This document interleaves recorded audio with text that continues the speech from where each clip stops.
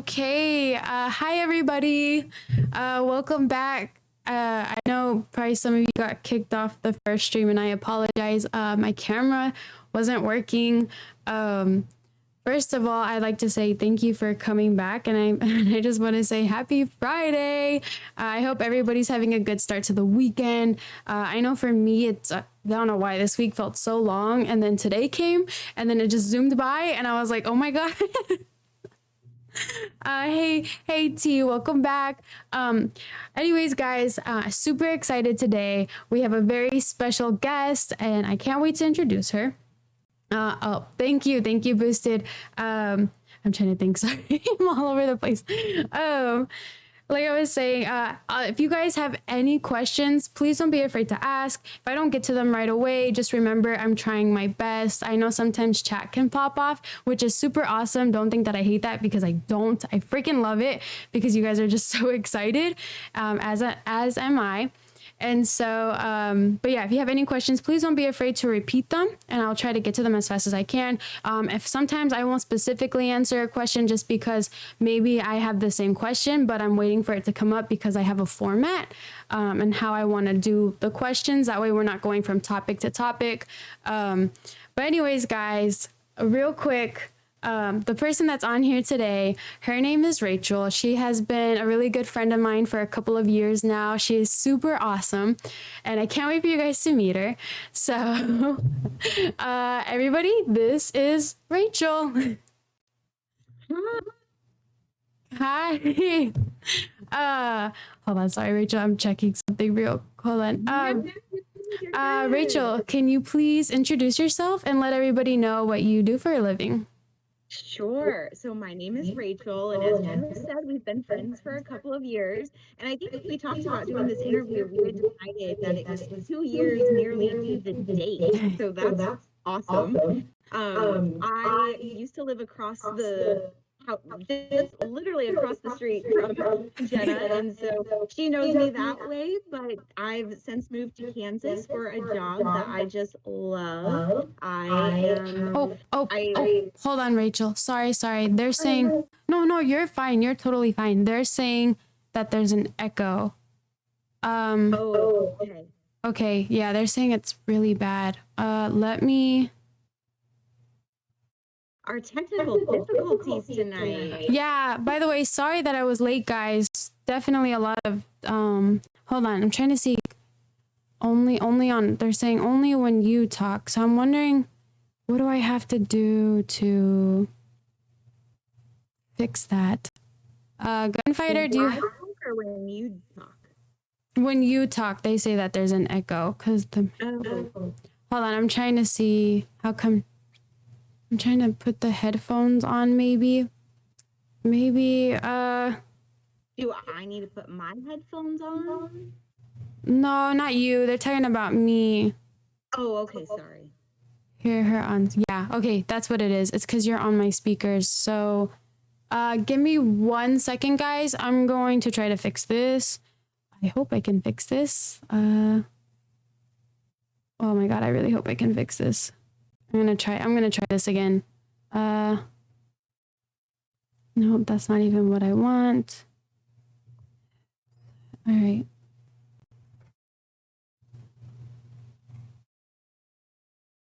Rachel, talk? No, why? I don't understand why I can headphones. Wait. Yeah, now I can't hear you again. You can't hear me? Now I can hear you, but that's because I have you on. Yeah, I won't connect to the headset, and I'm not understanding why. We can't. Hold on. Okay, try not to talk because I know they get annoyed with the echoes. So just give me 1 second. Let me see. I don't know what to do. I really don't know what to do right now.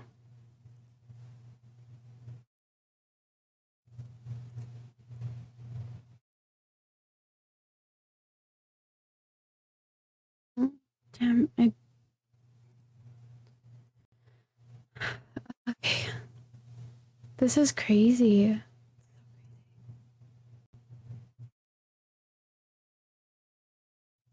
I'm gonna try this. Talk now, Rachel. Can you guys hear her, or is there still an echo? Can you hear me now? They're saying it's. I can hear you. Okay. They're saying okay. Now they're saying you're low. But I'm low. Yeah, but there's no echo, so that's good. They're just saying you're so low. Is that better, guys? Hold on. Oh, it still has an echo, but it's just low. What did I do? I'm like, what did I do? This is crazy. Hold on. I'm trying to read.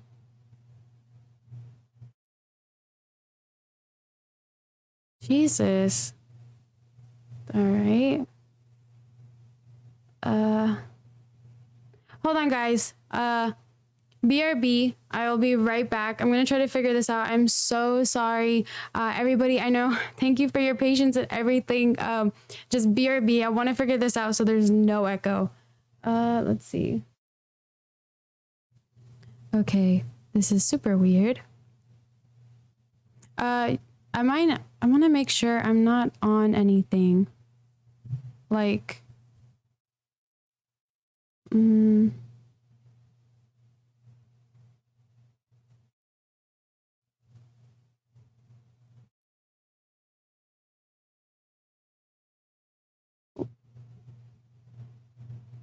Rachel, you still there? Yeah. Okay, I'm gonna try moving everything. Yeah, give me 1 second. Okay. I just put on my Bluetooth. Can you talk?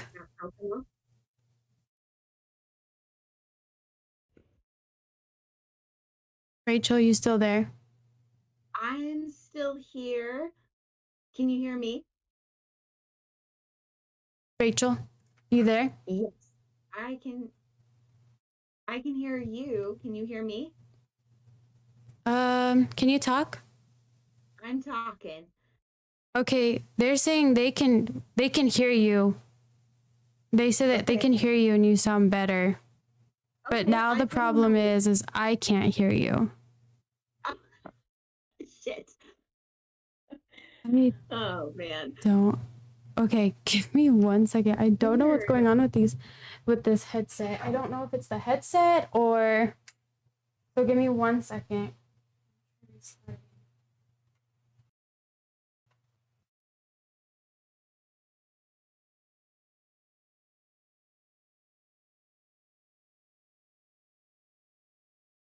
Can you keep talking, Rachel? I am. Okay, there you go. Hold on 1 second. It is weird though, because I should be able to hear you through these, but I can't. So I am going to see if I just open and close the case again.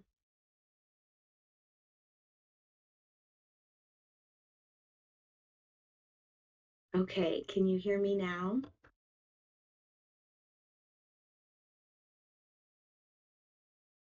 How about now? I think I know what the problem is. So give me 1 second. Okay.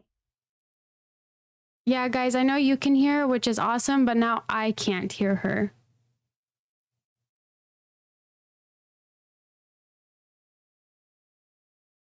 All right, give me 1 second. All right, Rachel, talk. Can you hear me now? I can hear you now. I know what the problem is, and this is not good. Oh, it's not good? No, it's not you, it's me. My headphones didn't charge apparently, and they were dead. Oh no. Yeah. So, okay. Now they're saying okay. Yeah, it's just me, guys. Anyways, before my headphones die, Rachel, please continue. I'm so sorry I interrupted you, but please continue what you were saying. Okay, I think we were on what I do. So um yes, sorry. I have to No, get my you're head straight. fine. You're The last fine. question. Okay, I would say that I am a neuroclinical counselor, and that is a mouthful, but it's a title that I'm trying on. My background is in social work, and I'm a clinical social worker at that. And so basically, I'm a therapist, but I work with neurofeedback. And so I like to spice it up in my title and say that I'm a neuroclinical counselor because I work on your brain as more than I do listening to what you have going on in your world. So rather than be the typical talk therapist, I am your brain person. Yeah, that's right, guys. She's not just smart, smart. She's intelligent. They're all like, she's smart, smart. Um, Oh, thank you. so okay, so don't make fun of me first of all, because I have a problem saying, how do you say neuro? Is that correct? Neuro. Yep, neuro. Neuro? Neuro? Okay, Neuro. I'm gonna struggle. Yep. Uh, No. nor, You say a word enough, it gets to sound weird anyway, so it's yeah. okay. Um, so I was gonna say, so what got you into neuroscience? Is that correct? Is that the Yes. right term for it? Yes and no. I would Ooh, say okay. no, you're good. You're good. There is a whole field for neuroscience. And I very much dabble in that, but it's not necessarily what I am based out of necessarily. I would say I'm more so in the practice from what they learn from neuroscience, which is neurofeedback. And so that's the action of what they learn from that theory. I put it Mm-hmm. into the practice. And so Uh-huh. a while ago, I was doing a group, and in this group, they had it where after the group, they would do that with the clients. And so that was Mm-hmm. my very first taste of neurofeedback. And from that, it clicked that the brain is so important and maybe the start of where we need to be for addressing mental health.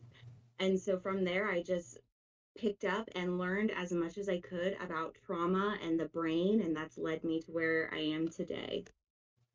That's so cool. I'm Yes. sorry, that's so cool about the brain and everything. So, but you would like me to call it, I guess, not I guess, but neurofeedback, correct? Yep. Yep. All right, Yeah. perfect. I just want to make sure that I say it correctly. Yeah, of course. Thank you. So how long have you been doing it for? Oh, that's a really good question. I actually was looking at some of my notes the other day, and I think I've been Yeah, doing it since baby. 2019. Mm-hmm. So I don't do math, but I'll work on your brain. But But no, yeah, so yeah. I've been doing it for a little while now. I started with one system and then I moved on to another system, and then I am actually looking to get trained in a whole other system. So there's lots of different modalities of neurofeedback. The one that I'm using right now is called the Othmer method.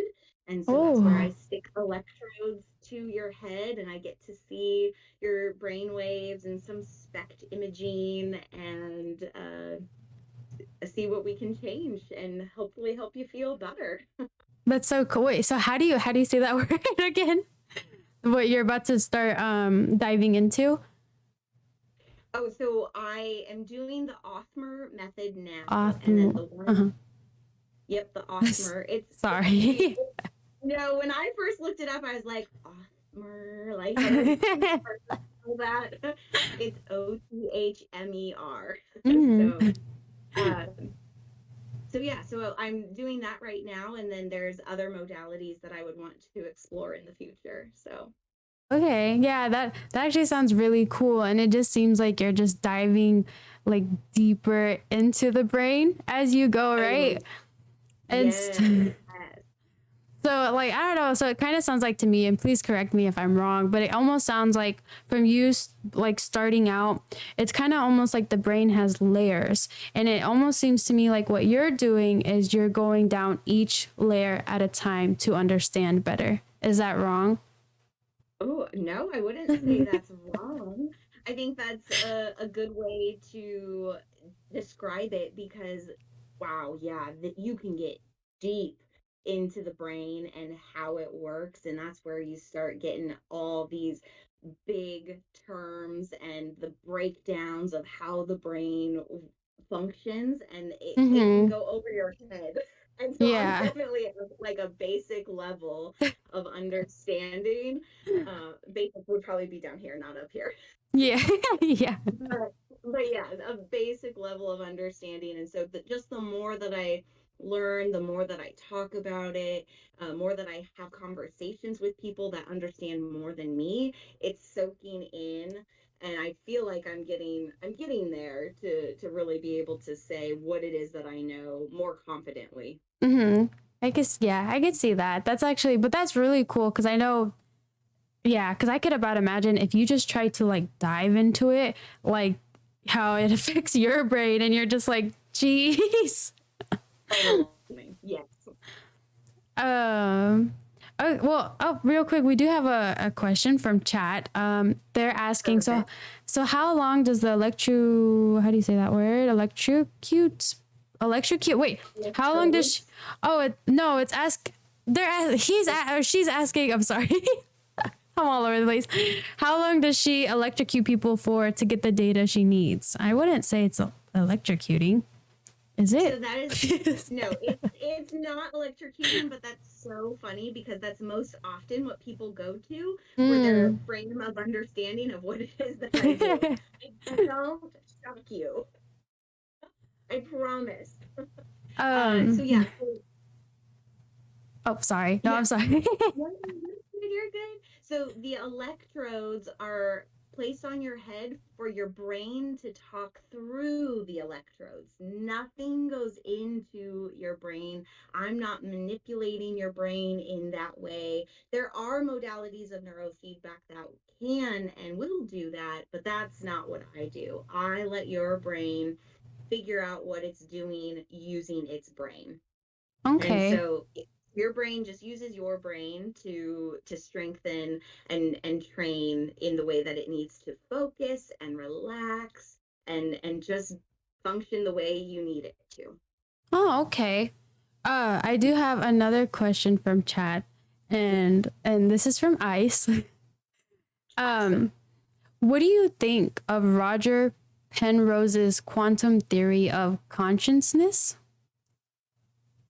Okay, so I don't know that fully, but as far as quantum and consciousness, there is a lot that I don't know, and there's some that I do. I Yeah, baby. think that there is a lot with quantum science that is so exciting and like on the cusp of like opening up a world of consciousness for us to better understand.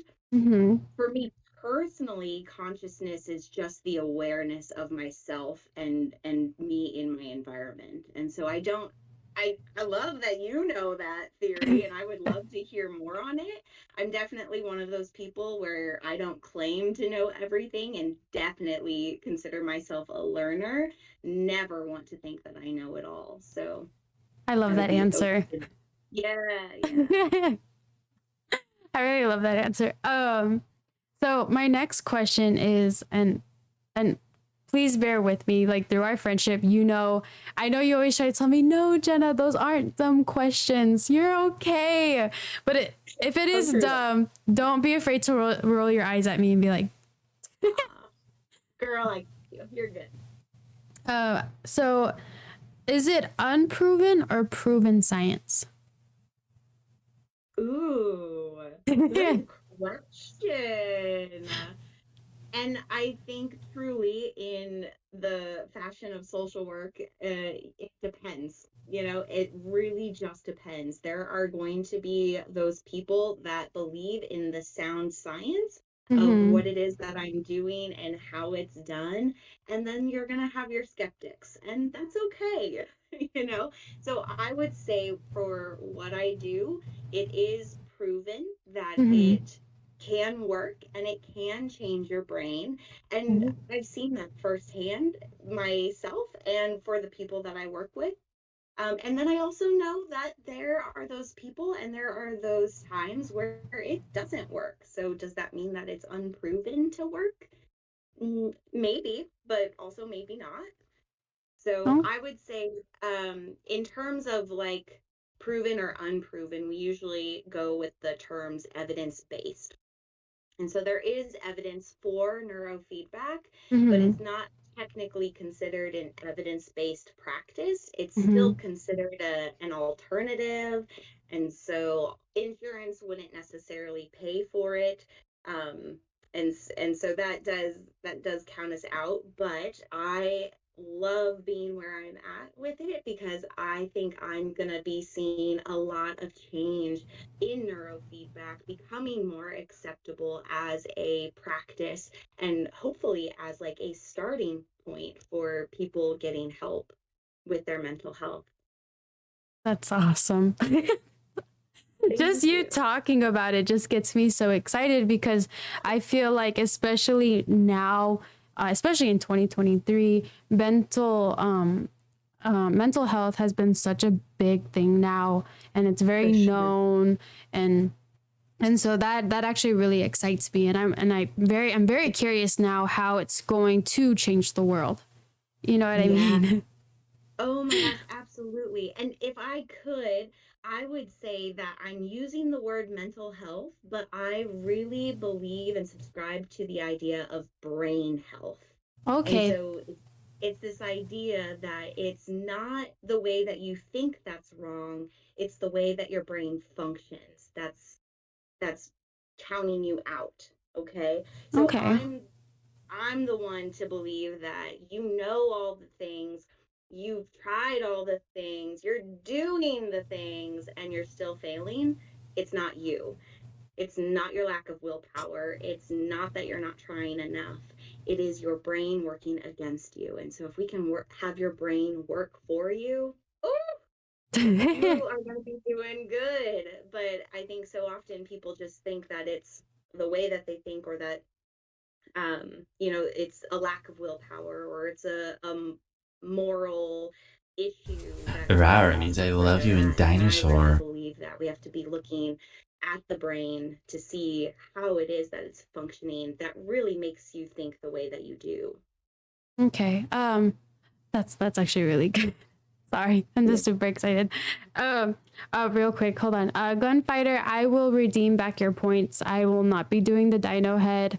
I forgot to take that off. That's on me, and I apologize, guys. But yeah, I'm not sorry. I don't want to do the dino head, but I will give you back those points. Oh my god, no! And guess what? My headset just died. So give me No. 1 second. This is so sad. This is so sad. Oh my god. Rachel, I would like to apologize. This has never happened to me. It's Ever. okay. To be Ever. honest, I'm serious. This has never, ever, ever, ever happened to me. I know it's Now I'm over okay. here It's sad. okay. Go in there.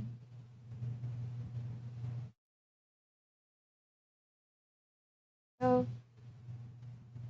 Run, bitch! Run! Uh, all right, Rachel.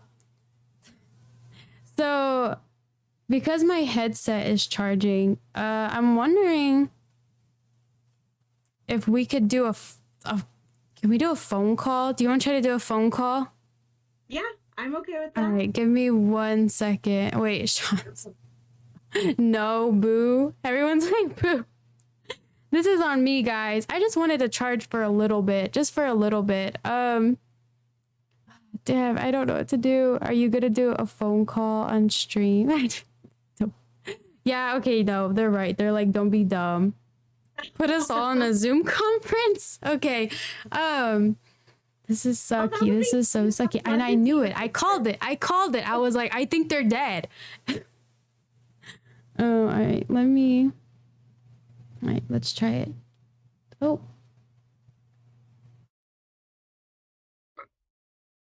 Come on. All right, let's try it now. All right, let's see. Please work. There's no echo. While you talk to me, is that the thing? I don't know. I think so. The cord is way too far away. And I don't even know. Hold on. Let me check actually. Okay. Let me just check real quick. I don't know. Oh, what happened? Let me see if this will. Okay. All right. The only issue is the cord is not long enough. All right. Let's do this again. Hold on. This is so sad. No way. Hold on. I'm wondering if I could just do it from this thing. This will charge it. Hold on. Sorry, Rachel. Give me 1 second. I think it will. Nope, and it won't. Okay. Let me figure this out.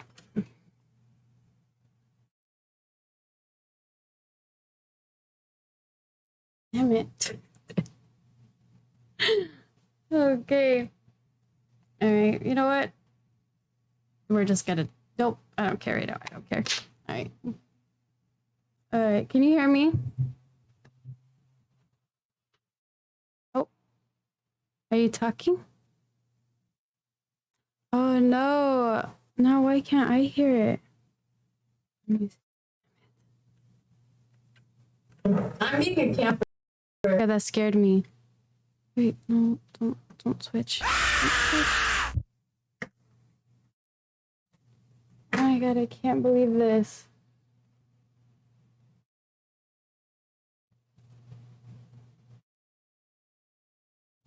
Well, okay, 1 second. Okay. All right, can you talk now, Rachel? Can you hear me now? Yes, and I'm so sorry about this. I'm so sorry. This is on me. It's okay. It's okay. This is gonna have to be a fast interview. What's that? I'm like, this is gonna have to be a fast interview. Speed round. First off, real quick, I need to give a shout out real quick to somebody. First of all, Trey. Well, look who shows up here today after they banned me 3 times. I haven't forgotten about that, buddy. I'm gonna get you back. Jenna's for you. Thank you, Rachel. So my next question is, do you work mostly with children or adults or a mix of both? I have a pretty good mix of both right now. I do work with kiddos and I do work with adults. Okay. That's pretty cool. So a mix. So would you say it's mostly children or would you say it's mostly adults? Like which one does it go closer to? Ooh, I would say at this point in time, it's a pretty even split, maybe even thirds. Like I have a range of kiddos from like 6 to 10, and then I have some adolescents in like that 11 to 16 range. And then I've got anywhere from like 20 to 60 in the adult stage. So it's pretty that I have right now. Okay. Hold on. Sorry, Rachel. Aztec, can you please time out Trey? Put him in timeout. Sorry, Rachel. No. No, that's actually pretty cool. So what is your what is your preference? Like, do you prefer working with children or do you prefer working with adults, or is it kind of just like the same? Ooh, that is a good question. And I think it just kind of depends. There are some times where I really enjoy working with the kids because they don't really care. They're just so happy to watch YouTube, and so it's a really smooth and easy session. And then other times kids are not they're more challenging to work with, I would think, because they don't always have that insight for how it is that they feel in their Mm-hmm. body and what it is that they think in their head. So sometimes you got to get creative with the way that you ask questions or the way that you have Okay. to explain things. So adults typically have a better understanding of some of those things that I'm asking them. But they also come with a lot of history. And so sometimes you get lots of information more so than what you need. And so you got to kind of pick out what's important, what can kind of be like on the back burner, but maybe is important later on. And so Mm-hmm. it's kind of a mix, and really both have their pros and their challenges. Okay. Yeah, I could definitely see that with children, like kind of having to yeah, kind of like make sure that you're getting the correct information from them because sometimes they just don't have an understanding. Like what you said basically. Yeah, yeah. Um so is it painful? What? No, No, that's no, good. That's no. That, however, I do want to be truthful and honest. good. And so I will say that I have given people some pretty nasty headaches. Oh, I've okay. made people nauseous, but overall, I usually have people feeling very relaxed. I literally just had someone earlier this week say it felt like their brain got a massage, and that was pretty cool to hear. Oh, So, okay. Okay, well now yeah. I feel like I'm in the need of that. Sorry. Oh, absolutely. Absolutely. Who isn't? Yeah. um so real quick, when seeing a client though, Mhm. do you hope to have them long term? So to like kind of like compare I can't think of the word right now. I'm gonna say evidence. That's not or notes. Not that's not the correct word, but like the before and after effects on them, especially if it is a child. Would you want them, to continue having them like long term? Yeah, Sorry. great question. Good question. So I would say, again, it kind of depends. I do want to work myself out of a job. I don't want to have this person depend on me or depend on the neurofeedback for the rest of their life. They really do in the neurofeedback training, you are strengthening your brain to work for you. So there should be that point where your brain is able to do what it has been trained to do, and that should be sustainable. And I say Mm-hmm. all that as a should because oftentimes the average neurofeedback change happens within 20 sessions, but sometimes we have some pretty messed up brains, for lack of better terms. We've got some Yeah. brains that have been through some shit. And so it's gonna take a little bit longer than 20 sessions to work all that out. Oh yeah, I And can so about imagine. Sorry. yeah, no, I'm glad you're getting that point. Yeah. So Yeah. it's one of those things where yes, I definitely want to have them long term so that we can make those comparisons to where it was that they started to where it is that they are now and where it is that they want to end up. But really it's one of those things where I get them to a place where they're feeling good, and feeling Mm-hmm. good is good enough. And so then they will sometimes drop off from there, or they'll continue on if we're doing more intense neurofeedback, like through alpha theta or synchrony and things like that. Yeah. But otherwise, yeah, I definitely want to give them enough to say, like, hey, this feels good. This is better than what it ever has been. Mm-hmm. Or, yeah, or that's basically that. Yeah. Okay, so do you deal with vets? If so, like what kind of results have you seen? Oh, yes, such a good question. So I personally have not worked with too many veterans. That is not for a lack of not wanting to. I very much want to. I think the PTSD on their brains, the traumatic brain injuries that they can sustain from explosions and just even the firing of the gun, all of that's going to take an impact to the head. And so I very much would love to expand into that population, but there is kind of a I want to be careful with how I say this, but there's kind of like that market where if you're already working with vets, you're in to work with vets, and if you're not, it takes a little bit to get Oh, uh, into that network. okay. So it's just kind of a word of mouth. But within the Othmer method that I do, they have a program for veterans where they can receive it for free or at a very reduced cost, because it is so important that we help them feel better, because they are struggling. Yeah, I could about imagine because even it's crazy to me because you just said like just with a gun going off, with like just going off near them, the fact that it affects the brain like that, it's so crazy. Yes, Uh, yes. Rogue, she's been doing this since 2019. Yes. No, gunfighter. I'm not asking that question. I would want to know. I don't see the chat. What is it? Oh, I I may would. not answer, but I want Oh, to know.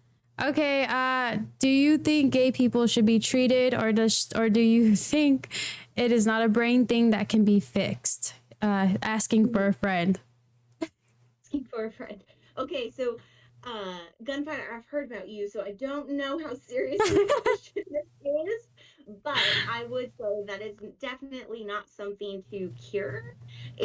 But I do believe that with any person, regardless of what it is that they are experiencing, they likely have some struggle in the way that their brain functions. And if that is a question of their sexuality, it's not to say that healing their brain would clear up that answer, but it may help with the consequences of that, where it's just the depression, it's the anxiety, it's just the constant noise in your head about who you are and Oh, what you're doing, nice. that we could calm and and help with.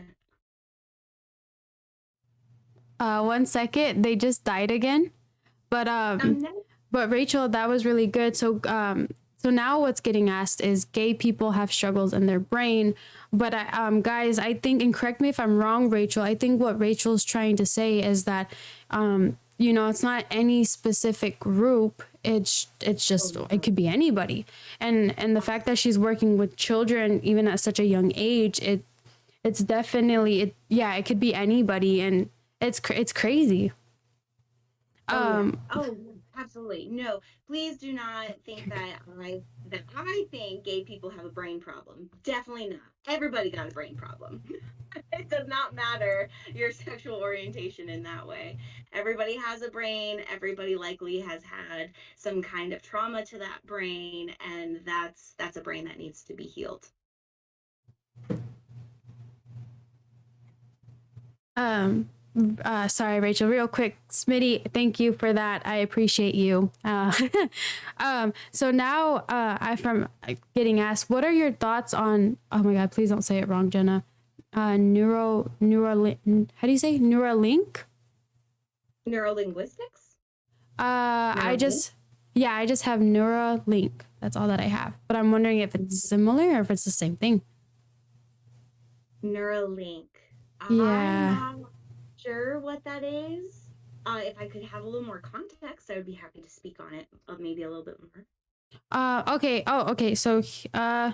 Okay. So this is from, I guess, Elon Musk. It's I guess it's some he's working on a brain scanner and it's an interface thing. So I don't, and I'm wondering if they're curious if you've heard of it. Oh, okay. Hearing the words Elon Musk and then thinking about the Neuralink, I do think that I've heard something about it, but I don't know that I could speak to it as far as a full opinion of what I think about the pros or cons of having an Mm-hmm. interface with your brain. I think that that we have a huge capacity to use our brains more so than what we do. And I think just with anything, developing technology is going to have its ups and downs, and it's going to be interesting to see where it goes. But I think that if we keep our health in the priority, anything that is going to be elevating that is a win in my book. So yeah, so right now they kind of explained to me that it's a chip in the brain and it like uses your mind to move a cursor on a screen kind of thing. Mm, So that's yeah. scary, but crazy cool. Yeah, it is Uh, cool. And I mean, I just think like inserting something into our brain, I would want to make sure that there isn't going to be repercussions.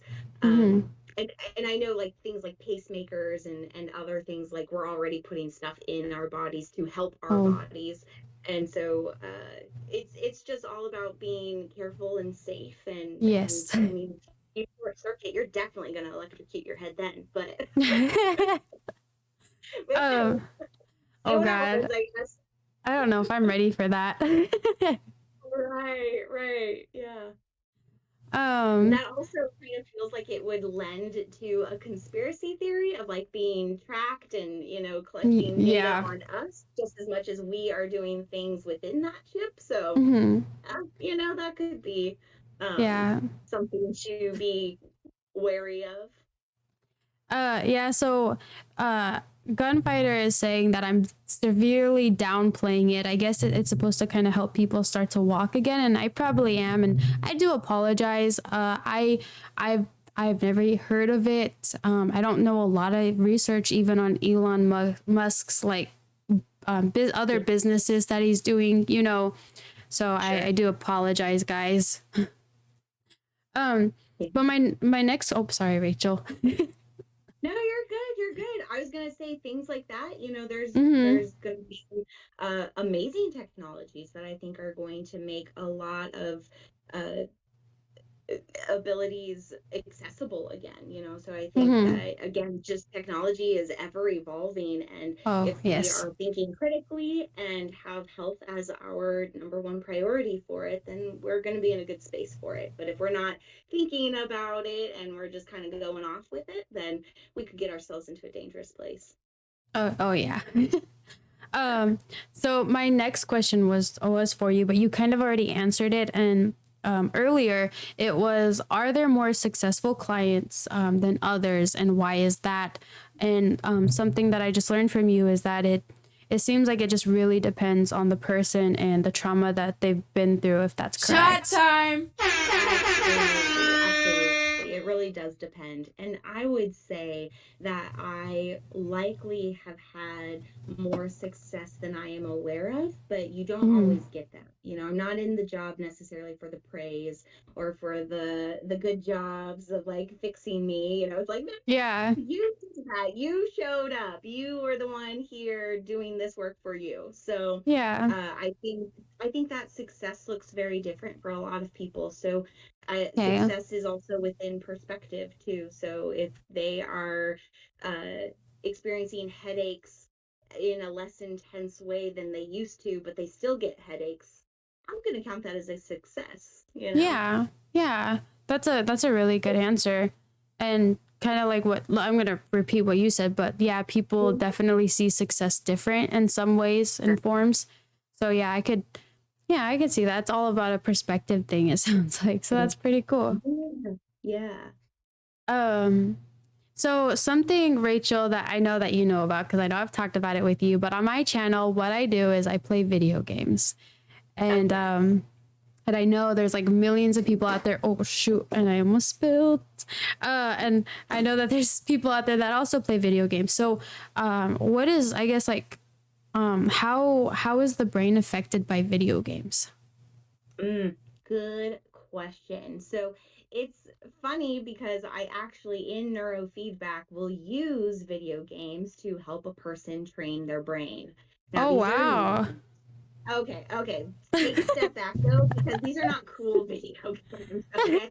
We we are like hyperpunk. It's very like Mm. 90s, 80s, old kind of like. Do you guys remember in like well, for me it would have been like our Godfathers, or like anywhere that kind of had like a arcade where you just sit and you drive the car, everything like that. Like it's those kinds of games where they're not cool. They just are. They're basic, in that way. And in that way, Mm. I guess that is kind of cool. But um Yeah, so I actually use video games to train a brain. So when I get parents coming in complaining about their kid playing too many video games, you gotta have that talk about, I'm gonna actually use video games to train your brain. Mm-hmm. And so they do have concern with that at times, but I think with anything, you just have to know yourself and know how you're using it. So I do think video games at a certain level can be detrimental, but that's not necessarily true for everyone, and not everyone is going to agree with me on that, and that's okay. I Mm-hmm. think it's one of those things where a debate about this is good. Yeah, but In Yeah. oh, sorry. Sorry. So I think it's one of those things where if it's becoming a problem with how you are functioning, then yeah, maybe we should look at that. But if you're feeling like you are being able to do the things in your life and you're not feeling like you're using it as an escape, then you're probably okay. Okay, yeah, all right. That's actually really cool. I like that. The fact that even you, yeah, using video games. I'm sorry. That Yeah. just it's astounding because Yeah. like when you grow up, a lot of the times, I'm sure a lot of people have heard, "What are you doing? Like, get away from the TV. Stop playing video Mhm. games. You're melting your brain cells." The typical. You're gonna go blind. Mhm. Oh, Yes. here. So hold on, Elvis dad and Ice. I will get to your question. I didn't. I do see your question, and I promise I will get to it. Uh, Real quick from chat. How did we meet? They want to know how we met. Oh yeah, so it's funny because we were just talking about this, Yes. right? So I'm glad that we kind of talked that out because now we kind of have our story. Yes, we do have our story. Yeah. So it was Jenna who introduced herself to me. So I had been Mm. living in the house, and I was outside doing something. I think I was spray painting a filing cabinet is what we had decided. Mhm. My dog was out there with me, and Jenna had been admiring my dog from afar for a while, and finally was like, "Can I pet your dog?" And Yeah. from there, it was magical, and we had friendship Mhm. blossom. That. Oh my gosh. Yep, and it died. Okay. Something I would like to add in there. Yes, guys, I could probably get stolen by somebody just trying to show me their dog. That's just something that I just realized now about myself. So, no, I've known that. I've known that. And Gunfighter, I promise I'm gonna get to your question. I'm just kind of waiting. Um, Hold on. Sorry, my headphones died again. I'm trying to let them charge. If they You get do, them, you get them pretty charged for that short amount of oh, there time, we and it go. lasts decently. There we go. Come on. I apologize again, Rachel, and I apologize to everybody tonight. There's no excuse for this. I definitely should have put my headphones back on right, or at least double checked. So I do apologize. No worries, no Try worries. So Gunfighter's saying try the speakers again, but I'm worried because everybody was saying that's okay. Now I'm getting yelled at. I'm getting Oh yelled at. no. Okay, let's try. You ready? I'm gonna try the speakers. You ready? Okay, I'm ready. All right, Can you let's hear me try now? this. Is there an echo? Can you hear me now? Oh, you're here. I can hear you. I hope there's not an echo, guys. Oh, I'm waiting. So I forgot to mention there's a 20-second delay from when they can tell us. Yes. It's okay. They're saying undo. They're saying they don't hear anything. Oh, they can't hear you now. All right, I can go. I can fix that. That's no problem. Finisher. Maybe I can fix it. All right, talk now. Can you hear me now? Can you guys hear her? She okay? Is there an echo? I hope I not. hear just a slight echo on my end, but if it's good on Yeah. there, deal. Hold on. Yeah, they're saying there's an echo. So give me 1 second. I'm gonna try something. Same. Okay. Try talking now. Can you hear me now? How about Hold on. now? They're like, we're just buying time until the headphones charge. I appreciate you guys. You guys are number ones. I'm so sorry.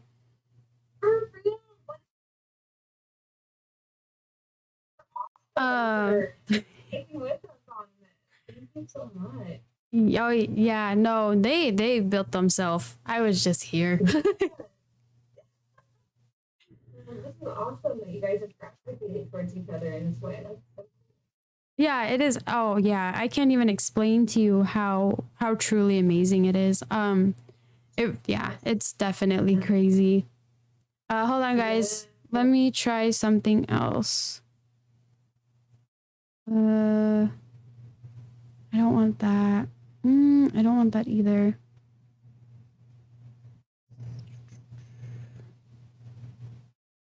I'm wondering if. All right, hold on. I'm gonna put the headphones back on. I think they've had enough time. Need to work. Let me move you back now, real quick. What? That's super. Okay. Can you hear me? Can you hear me? Oh, I can hear you. Yep. Now I know where I messed up at. I was like, where did I go wrong in this? But now I know. There we go. Now talk, Rachel. Okay, can you hear me now? Yes, I can hear you. Guys, Cool. again, I apologize. But yeah, guys, that's how we met. I just had the guts to go up to her because she was my neighbor, and yeah. And since then, we've had a very, very, very good relationship, I would say, at least on my end. Yeah. So it was one of those things where Jenna moved from me first, and I will be honest, if it's okay, I say this.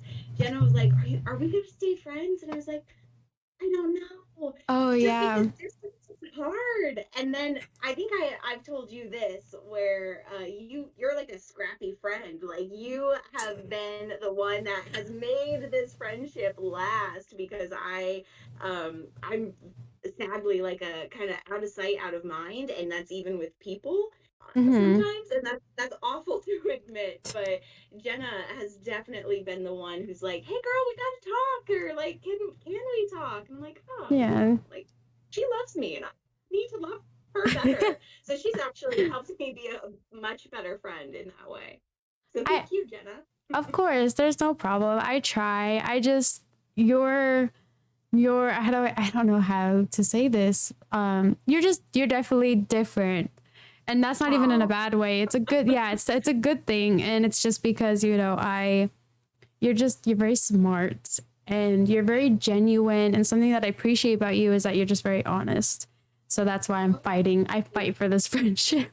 Yeah, well, I'm right back now. We got this. We're in it to do it now. Real quick, Nathan, no, she will not electrocute you.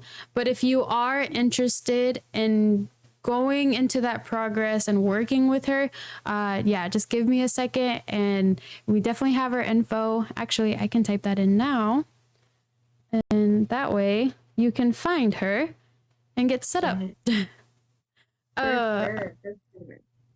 Okay, so so the next question is, so what is the ultimate goal behind neurofeedback? Yeah, good question. So the ultimate goal is to have you function the way that you want to. So it's very individualized in that way.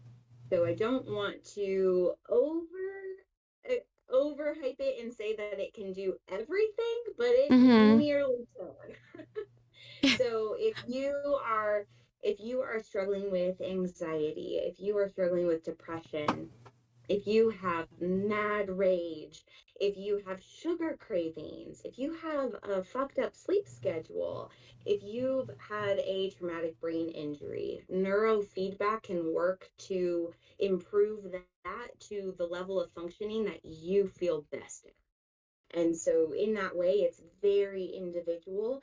And so working with me, we figure out what it is through 3 to 5 symptoms that you want to identify through progress making. And we look at that through intensity, frequency, and duration.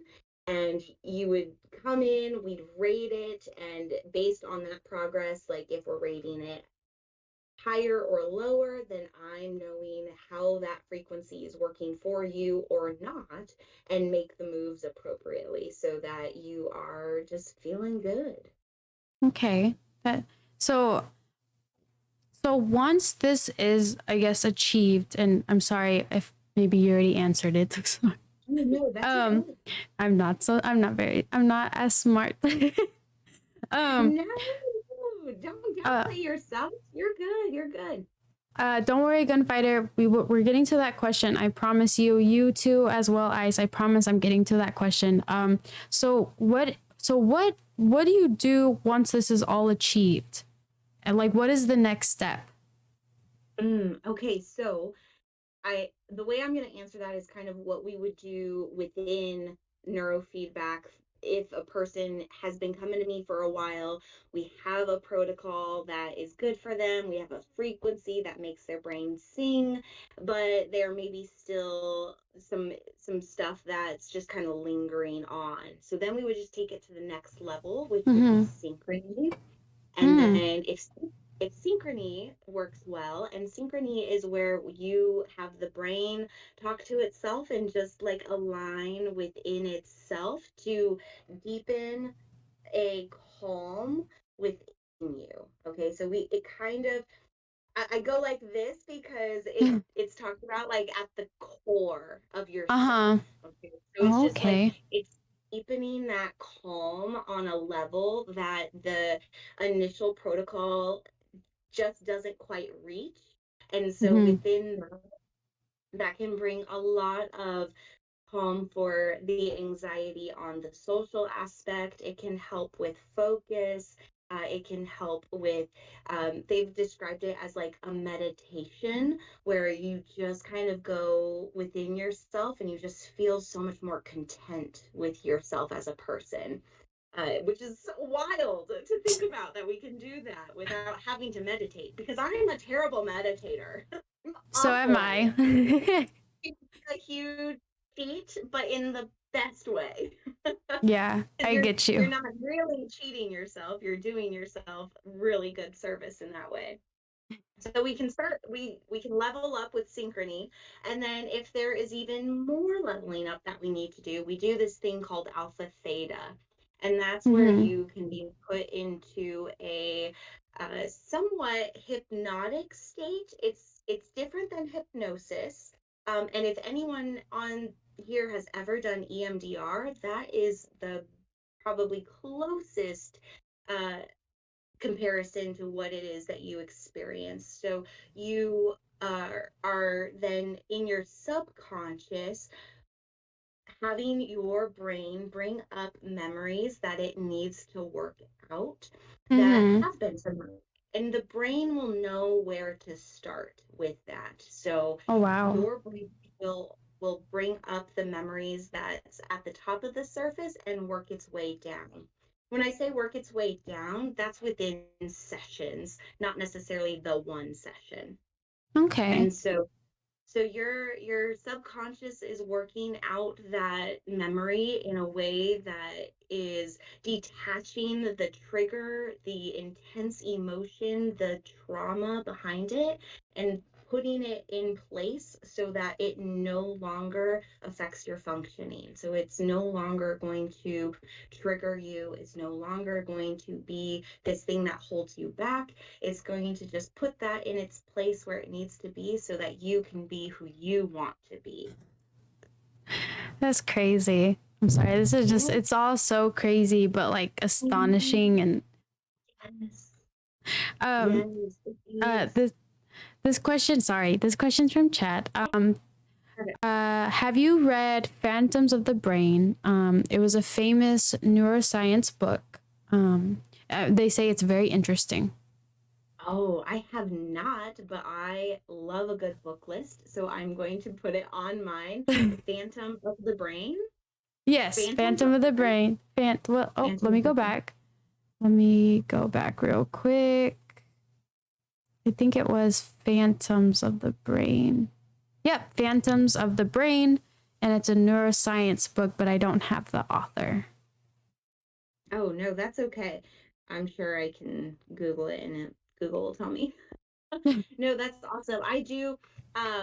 I've been really into The Body Keeps Score by Bessel van der Kolk and The End of Mental Illness by Mm-hmm. Dr. Unknown.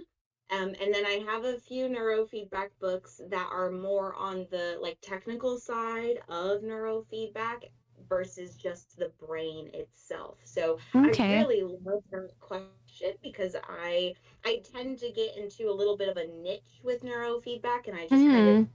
read all the things on that one thing, and so I love these other suggestions for my own understanding of how the brain works. And I always think that we need lots of ways for the understanding because not Mm-hmm. everybody understands in the same way. So any Oh, kind of yeah. information that's going to help me teach someone else about their own brain is so good. Oh, yeah. I definitely get that because, yeah, sometimes some people are just different. Yeah. Oh, actually, so chat just told me the author, and then they joke, try to pronounce that. It's it's uh it's Ramachandran vs Ramachandran.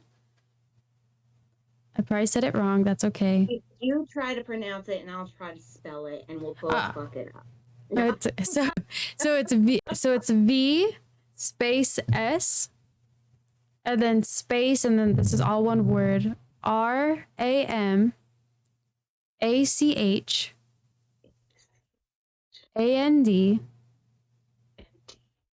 RAMACHANDRAN, and that's it.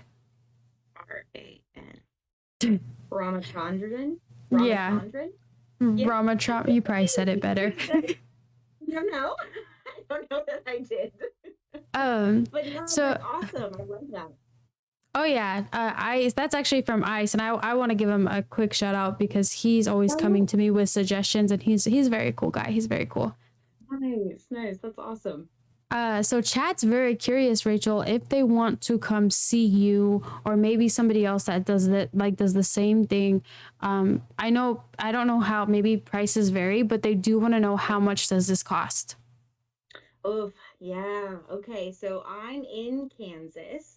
So if you're in the Kansas Salina area, I'm your girl. But if you're not, I can still be your girl, but I'll just have to connect you to someone Oh, else who could do that for you. Oh, are we good, Jenna? oh, I'm good, Rachel. You keep talking. My headset just died. You keep talking. Okay. So yes, if you're in Kansas in the Salina area, I'm your girl. But I have so many colleagues and connections to people that I can likely find someone in your area, or at least get you on the start of someone in your area. We can look for that together. Um, a lot of the times I will work with insurance. And so that if you're a part of any major insurance, we're likely going to be able to see you and have that be covered for you. Each plan is a little bit differently. So if you know what your plan covers for mental health, Yeah, will be baby. covered for this service as well. And so if you have a copay, you would just pay that. So typically you don't have to pay out of pocket. If you're unfortunate enough to not have insurance, which I feel that pain, I myself don't have insurance, and so I often am paying out of pocket for things like that. It is $200 an hour, and so it is expensive. I feel it. I can sense some of you are like, what the fuck? I get it. I totally do. And that's where this is something that you would want to make sure that you are dedicating yourself to as much as that counselor is as well. You know, you want this to be working for you and you want to make sure that you're getting the most out of that hour. So telling them how it is that you are feeling, the way that you are feeling it, and what it is that you want to be feeling. You want to make sure that that hour is working for you just as much as that brain is working for you. And then, of course, if that's not in your budget, totally understandable. There are things that we can do and talk about for brain health that you can work to improve, that may be helpful in the meantime. So it's not at all a we don't want it to be a financial burden by any means. And I think that we need to have that conversation so that we can flip the script on insurance so that we don't have to play their game and that they are just, they can just kind of stay out of it and, and we can just get well without having to break the bank. Yeah, okay. I definitely understand because I know me and you have talked about me trying it, and I know with prices I was like, oh, I'm like, I don't know. Oh, I know.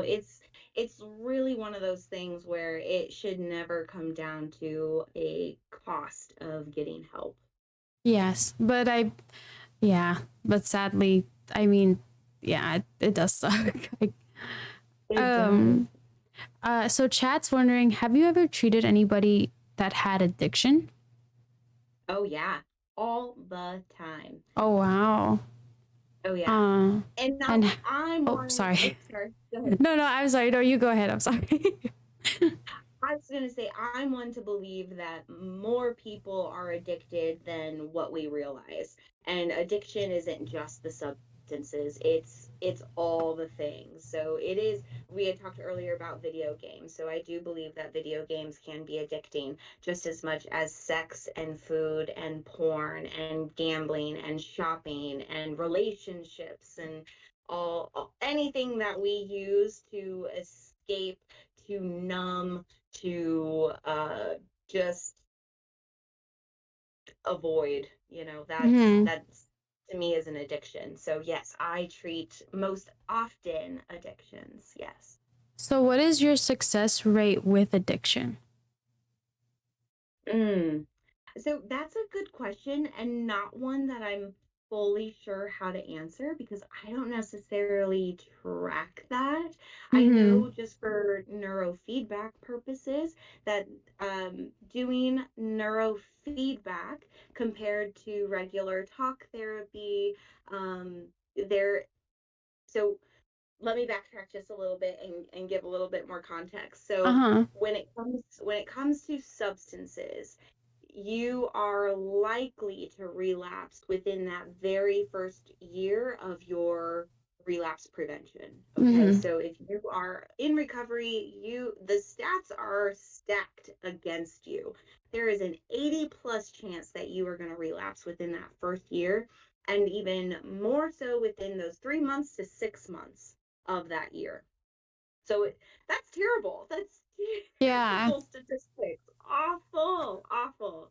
So when we look at regular talk therapy, while yes, it can be so helpful to changing the way that you think and working to understand those triggers, it's still not giving you any better success rate.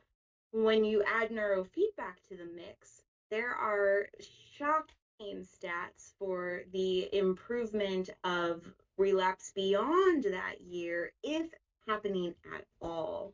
Uh So huh. being abstinence from that substance increases the more successful that neurofeedback is. And so if you are finding a therapist that is working with you to treat that addiction through neurofeedback, your odds for not having a relapse goes up 80%.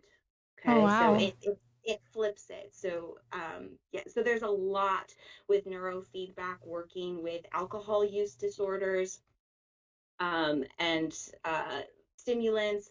Uh, there's some stuff with marijuana, but not quite as much that I've looked into.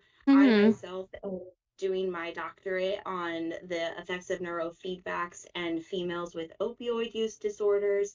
So Okay. yeah, It's definitely one where if we're looking at addictions through brain health, that is going to lead to that success rather than just avoiding and changing your people, places, and things. Mm-hmm. Sorry, Rachel. It's just so crazy to me because when you think addiction, you think either drugs or alcohol, but it is really crazy like what we can be addicted to. Oh, So yes. Oh, yes. And I think some people deny that for themselves then, yes, I could see that. as being a problem. Yeah. I could definitely see that. That's just it's very crazy. So Rachel, on your journey, what was the most incredible thing that you've learned so far? Mm, most incredible thing I've learned so far. There's so much. There's so much flying in my head right now that I'm just like, what is it? Um, I think one of the most uh incredible things that I've learned so far is that I'm going to be different than your typical therapist. And I think in that difference there's so much that opens up within that. So I always say that I'm a weird one because I don't believe in the typical things that are often heard. So like the DSM-5, I that's where you get all your diagnoses. I think it's trash. Okay. Oh, And okay. so yeah, I do. I think it's just it's not helpful. And I think in the way that I think about people healing and being the way that they want to be, it's it's got to be outside of the norm and outside of that typical label. It's got to be outside of that typical, well, we'll just talk about it. It's so much more than that. And I think within that, it's incredible to me when we start looking at our body, when we start understanding our brains, that it becomes a conversation of wellness, not a stigma of shame and this idea that you are not good enough or you're a bad person for going up and down in your emotions and just having all these uh, all this chaos around you because you're not trying hard enough. It's like we gotta start talking about it differently. And I think to start talking about it differently, we have to look at it differently. And so I think that's been the most incredible thing in my journey is that I'm embracing that difference and just stepping into it and letting people know that come to me, like, it's going to be different, and in that different you might find just what you need. So yeah.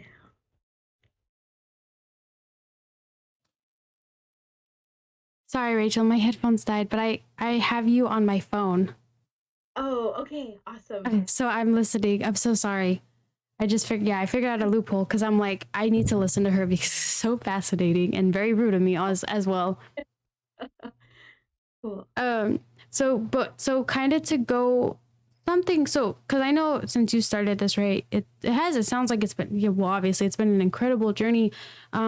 What advice would you give to somebody that's starting in this journey? Do you mean starting as in like a client or starting like as Oh, a and your profession, like as and like studying neurofeedback, like what advice would you give them? Like, oh since yeah. sorry.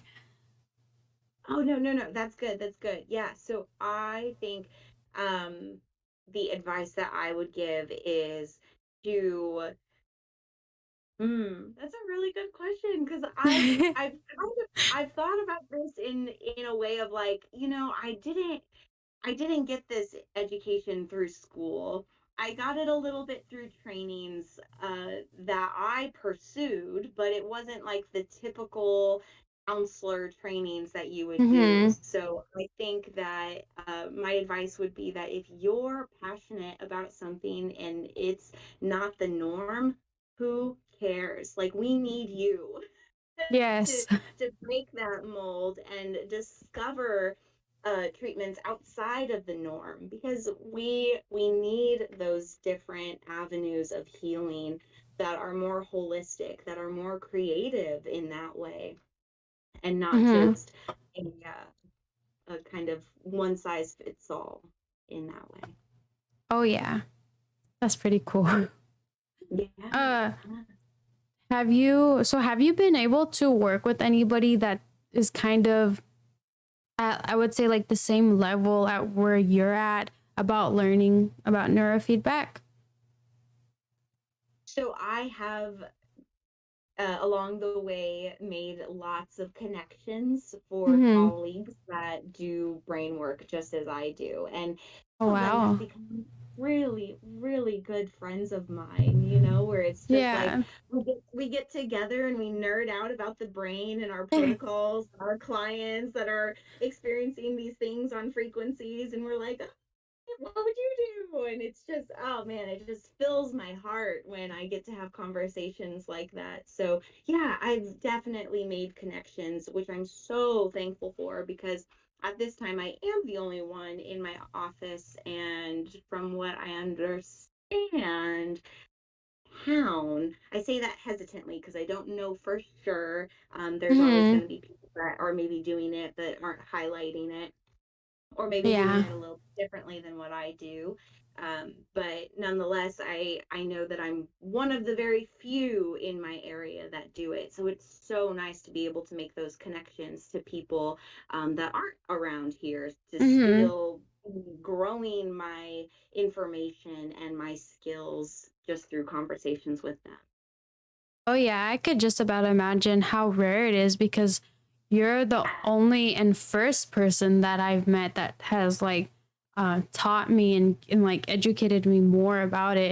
And what's crazy is I didn't even know that it existed. Yeah, yeah. Yeah. No, you're not alone in that. There are so many people that have no idea what neurofeedback is. And if they do, they usually think I melt their brain. So Oh yeah, yeah, because you don't I know have a what you're I have figuring out. I was gonna say, yeah, I have a couple guys in chat that are like, I want to be electrocuted. Can she electrocute me? And I'm like, no, guys, I think you're missing it when she does not electrocute you. No, no. But so before we move on, is there anything that you would like to add about neurofeedback?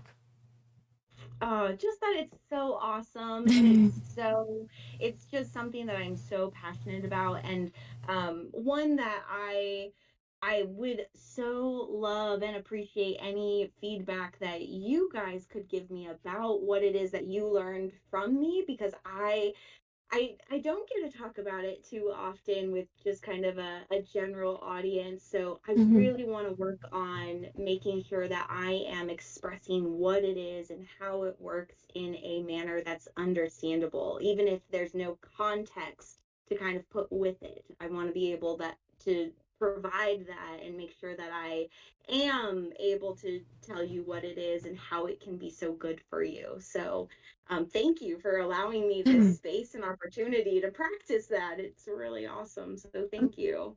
No, don't thank me. I'm very thankful for you being here. You have no idea how much I appreciate you and the fact like your time because I know you're busy and you definitely work Yeah. some hard hours. Um Yeah.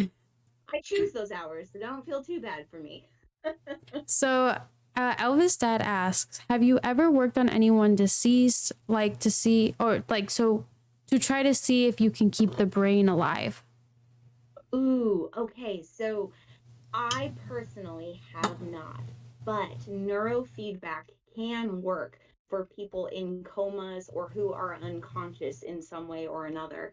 Most likely that's going to be a coma. So the brain still has activity even if that person is not responsive. And so I have, through a few of the colleagues that I've met, heard some of their stories of how they have um, I want to say one of the colleagues told me that they pulled a client out of a coma from the neurofeedback that they were doing, but then others just keep that brain active so that it's not triggering the neurofeedback that they were doing, but then others just keep that brain active so that it's not triggering the neurofeedback that they were doing, but then others just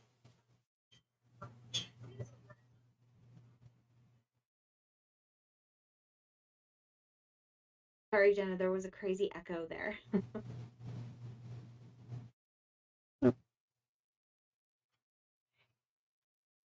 Sorry, Rachel. I was letting it charge again. This is so bad. You're good. Okay. Everyone's like, you're fucking up the interview. I know, guys. I know that. No, it's okay. No, but that is a very crazy story about that Isn't person. it? And Yes. scary. Yeah. Well, and it's just amazing because again, like we know so little about the brain, and you had asked the question like, is it proven or unproven? And I had said like in some ways it is still Yeah. unproven. Like we don't totally know all the ways that it works, but we know that it does on Yes. some level. It's doing something. And I just think that's pretty cool. And so there's just more that's needed to be able to say what it does and how it does that. So I'm Yes. definitely here for it, and I want to be a part of this movement. And so Oh. yeah, we're doing it. Yeah, you definitely are. And like I said, I can't wait to see how this changes the world. It's probably, it's gonna be crazy. For sure. So for our next topic, I called this flower time, and then I was like, okay, this sounds super lame, so we're not gonna call it flower time. It's just gonna be called marijuana! Exclamation points. So here, everyone's making fun of me because of the headset. So first off, what is your opinion on marijuana? I would say I'm more of a fan than not. that comes with caution for anything. You again, I had said earlier, like you just want to know yourself, and so Yes. you've got to know if you are using it to escape, if you're using it to numb. That might be a concern. It's not necessarily that it makes it bad, but how good is that for you? Mm-hmm. Yeah. So sorry, Rachel. Would you want to study someone that is high, and let's say like that specifically, that's all that they do, and you kind of study them, I guess when they're high and when they're not high?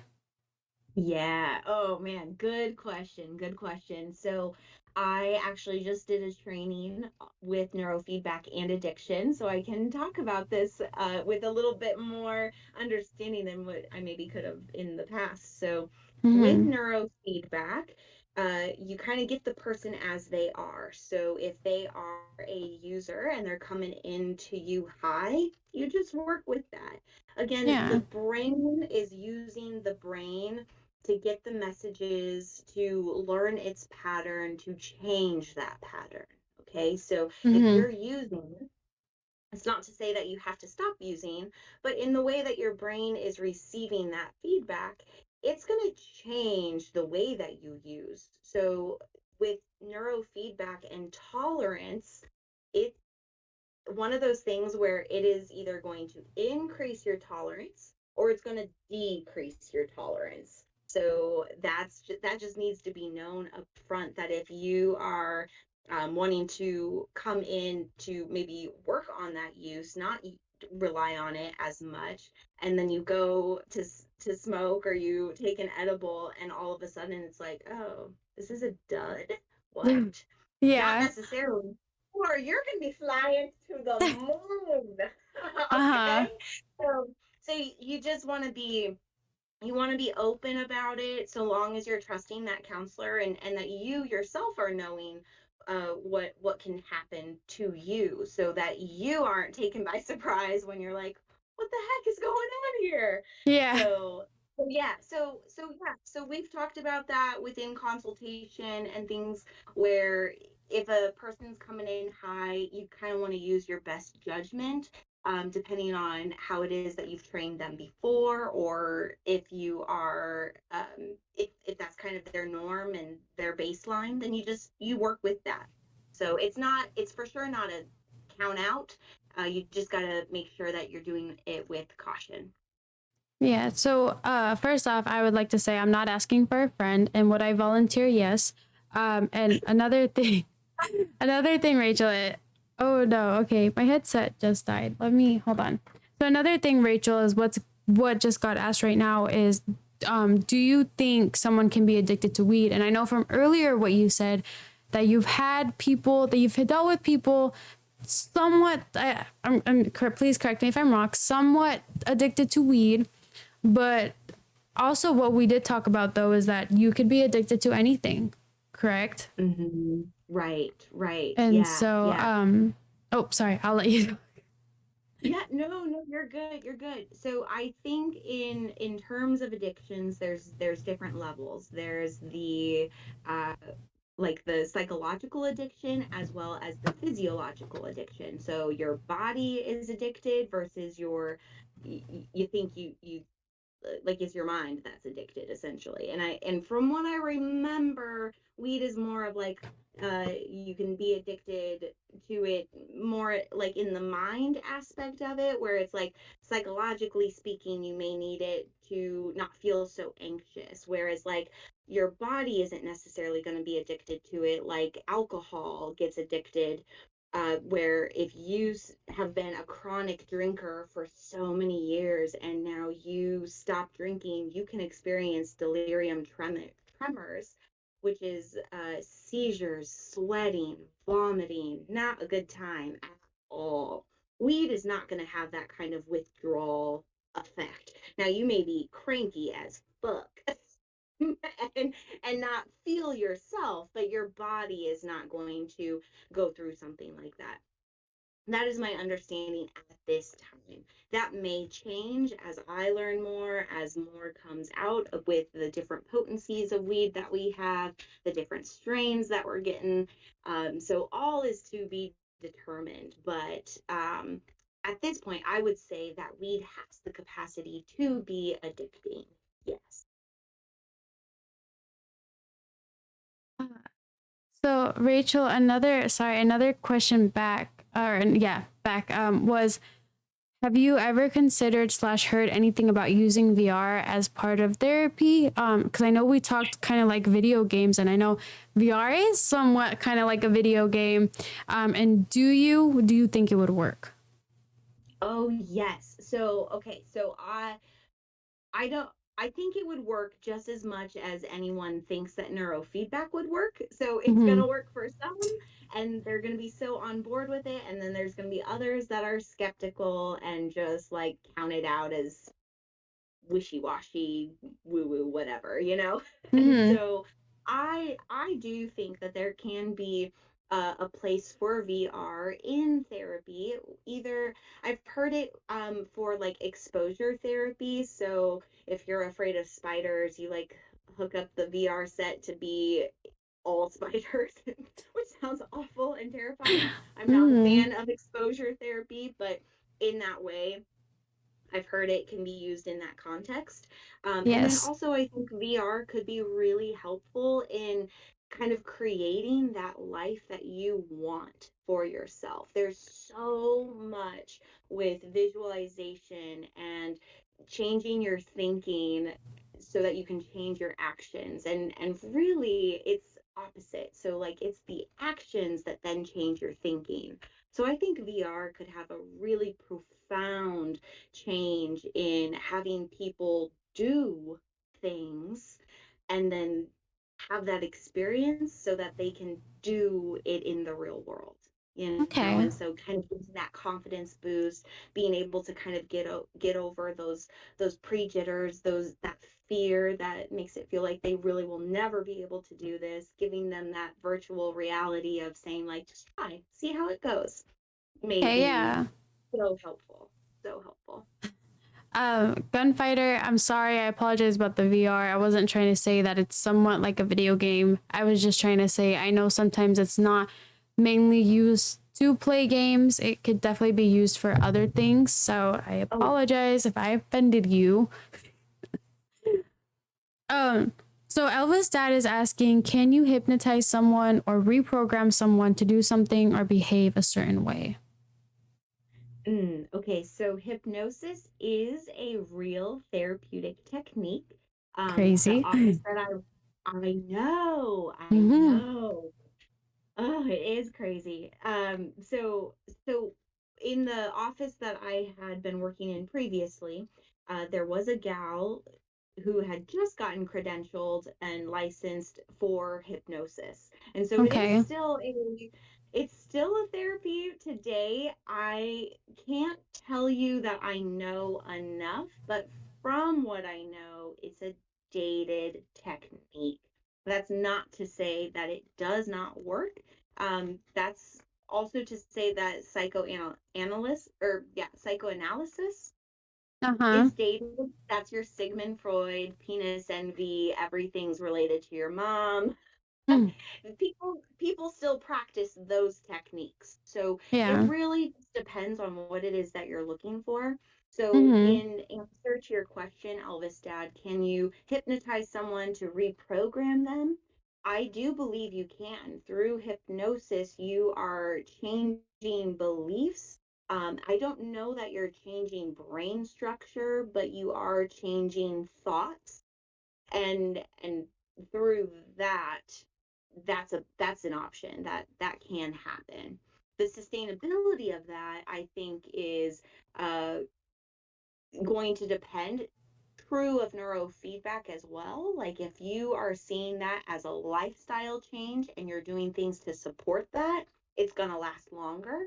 Whereas if you just do it the one time and change nothing else, it's going to last, but maybe not as long as it would if you're changing other things with it. Okay. That's a really good answer though. I like that. Oh, thank you. Because no, I'm sorry. It's just the way, yeah, because you, Rachel, like what I like about you is like you're definitely someone that doesn't just directly say yes or no. Okay. Like you really explain things out, and I love it. Um, I complicate them. no, I think you just explain it very well. Thank you. Yeah, because sometimes if you just answer yes or no, obviously everyone's gonna be like, but why? And I think you, Why? yeah, but you explain it in almost like a teaching way. Like you're helping Yeah. us learn it, as if we're the ones studying this as well. So it's really cool. Oh, that's so Um, cool. Thank you for that. That's a huge compliment. Thank of you. course. And I have to ask this question because everyone's yelling at me saying, ask this question. Um, Okay. ha- For asking. have there been any studies comparing those who've had neurofeedback versus a placebo? Ooh, yes. Yes, there is.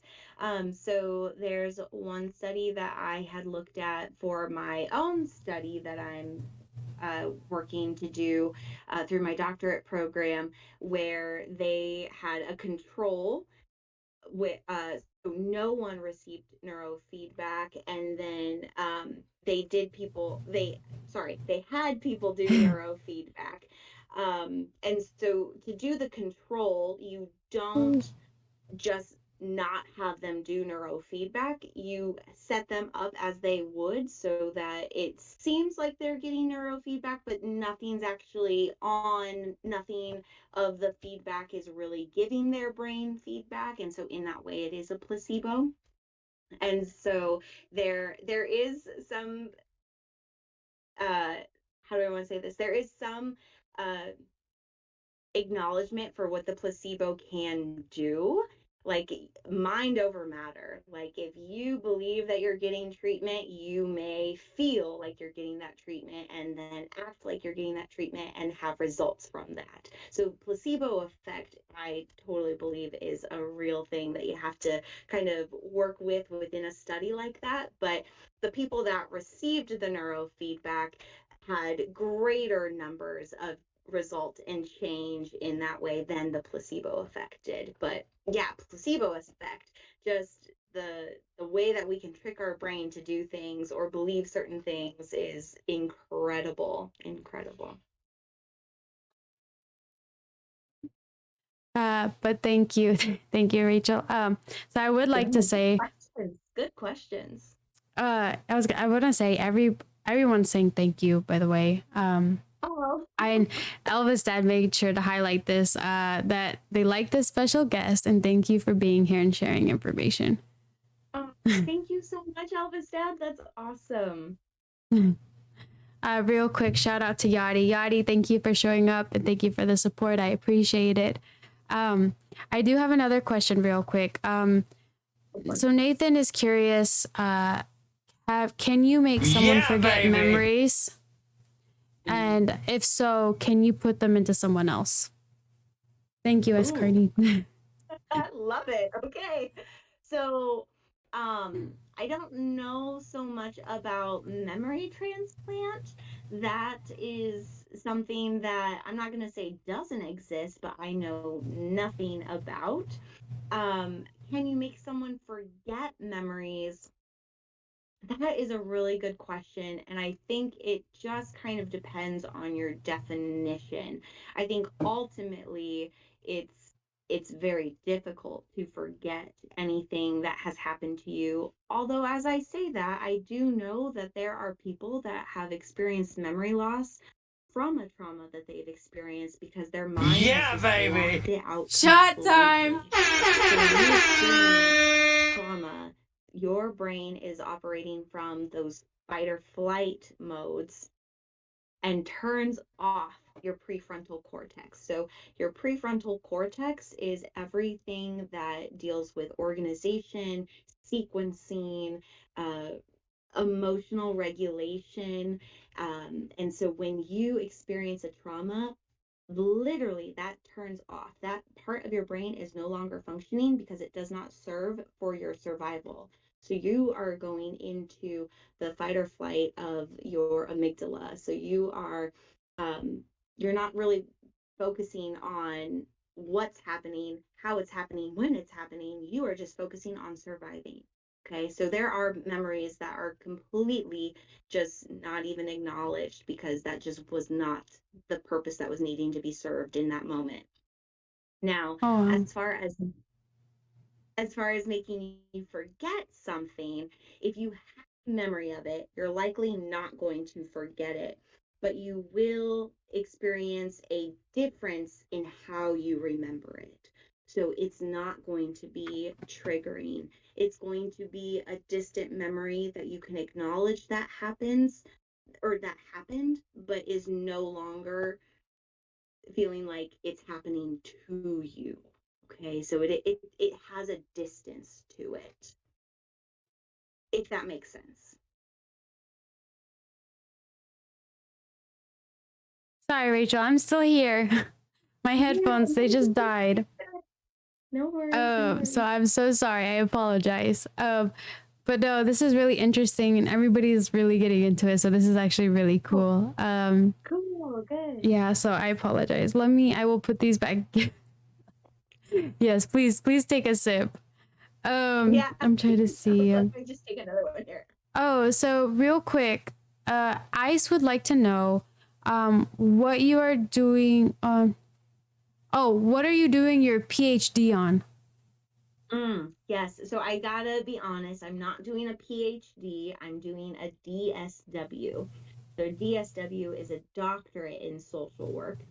And there's a couple of reasons for that. A PhD deals with the theory of a subject, whereas the DSW works for the action of a subject. So a PhD is theory based, DSW is action based. And because I'm in the social work capacity, the DSW seemed more prevalent in what I would want to do with neurofeedback rather than like establish the theory of neurofeedback. And so it's still a doctorate, still get to call me a doctor. It's just not a PhD, it's a DSW. And so I'm doing that on ILF neurofeedback. So that's ILF is the Othmer method or infralow neurofeedback. And I am looking to see how it impacts the emotional regulation and impulse control in females with opioid use disorders. So I'm just looking to see if neurofeedback makes an impact or doesn't. To be honest, either way, I end up with a doctorate, which is end goal. Oh yeah.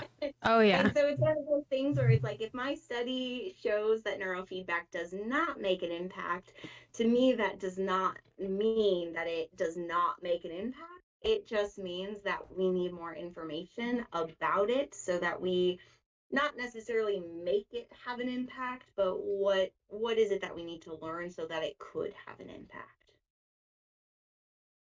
I love your answers. Oh, thank you. You're just so well spoken. So while we continue, are you ready for some would you rather questions? I am so ready for some would you rather questions. All right. This is it. I'm warning you, it's good. I got some good ones. Are you ready? Okay, awesome. I'm so ready. All right. So the first one is, would you rather lick a homeless man's toe or chew a piece of gum found sticking to the underside of a table? The gum. I The would gum. absolutely take the gum. Yes. I don't the gum I can pretend was chewed by By Taylor you. Swift. Oh, okay, Yeah, there you go.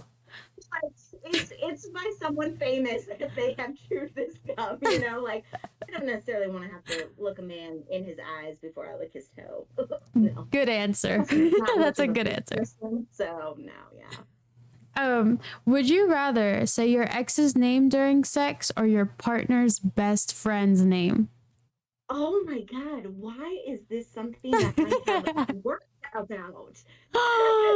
No I just, way. yes, for real though. Am I the only one? Have you never worried about saying your ex's name during No. sex? Oh, No. really? Okay, just me. Oh, that's I cool. think this is gonna sound wrong, and I don't want it to come off wrong. I'm not necessarily an obsessive person in a new relationship, but when I'm in a relationship with you, you're all my focus because I feel like the person in the past they're done. You know, like they're forgotten. We've ended things. Time's passed. But For but sure. have I thought of that What happening? are you doing, step bro? Oh yeah. So I totally get you in that sense. I think for me, I was in that relationship for so long. So even though we're done and I'm so thankful to be done, I think sometimes it's just a default where it's like I've just said that name for 7 years. Yeah, I And can I've see only that. said this new name for 1 year. And like, Oh I yeah, don't I could know. definitely see Maybe I'm that. a terrible person in that way. No, But I don't think you're a terrible okay. person. No. So I'd probably go with the X because I think that could be explained much easier than if I said his best friend's Yes. name, which Okay. would probably be way harder to Oh explain yeah. and why it's still in my mind. Oh yeah, I could definitely see that. That's actually a good answer. See, you are smart. You're smart. You're smart. No. So chat wants to know, would you rather eat your mom or your dad? That's a sick question, Gunfighter. Each my mom or my dad. Yeah. It's funny though because I had listened to the interview that you did with Trey, and you guys had Uh-huh. talked about cannibalism there, and I was like, oh, shit, if that gets brought up here, I am so prepared to answer this question. I, I'm definitely one to believe that you never know what you are willing to do or able to do if not put in Mm-hmm. that situation. So while eating a person would not be my first choice, if put to it, I maybe could. And so would I eat my mom or my dad? My mom's probably going to be very lean. She's skinny. So, and my dad, he's a little bit chunkier. So I think flavor wise, probably my dad. Oh, that's so funny. Oh God. Rachel. Did I when just open up a huge can of worms? I should have said No. I would never do that, you guys. No. No, but this is why I like you. You're just very open and you're willing to answer questions, and you also like you're not wrong. Like if we're in survival mode and we're starving, it comes down to that, sadly, and it's just the truth. Yes. Yes. I would give you the most beautiful burial before I eat you. Like I would worship you before I eat you. Oh God. Just want it to happen. Here's another one from chat. Would you rather be an ant murderer or a dick shitter? Oh yeah, this is horrible. Yeah. We're talking just like the ants that crawl, like No, like your mom's sister. Oh, an ant murder. Yeah. Or a dick shitter? Yeah, I guess As you're in, gonna. like, I'm picking on the dick? Yeah, that's what I'm Okay, guessing. for sure a dick shitter. Yeah, that sounds reasonable.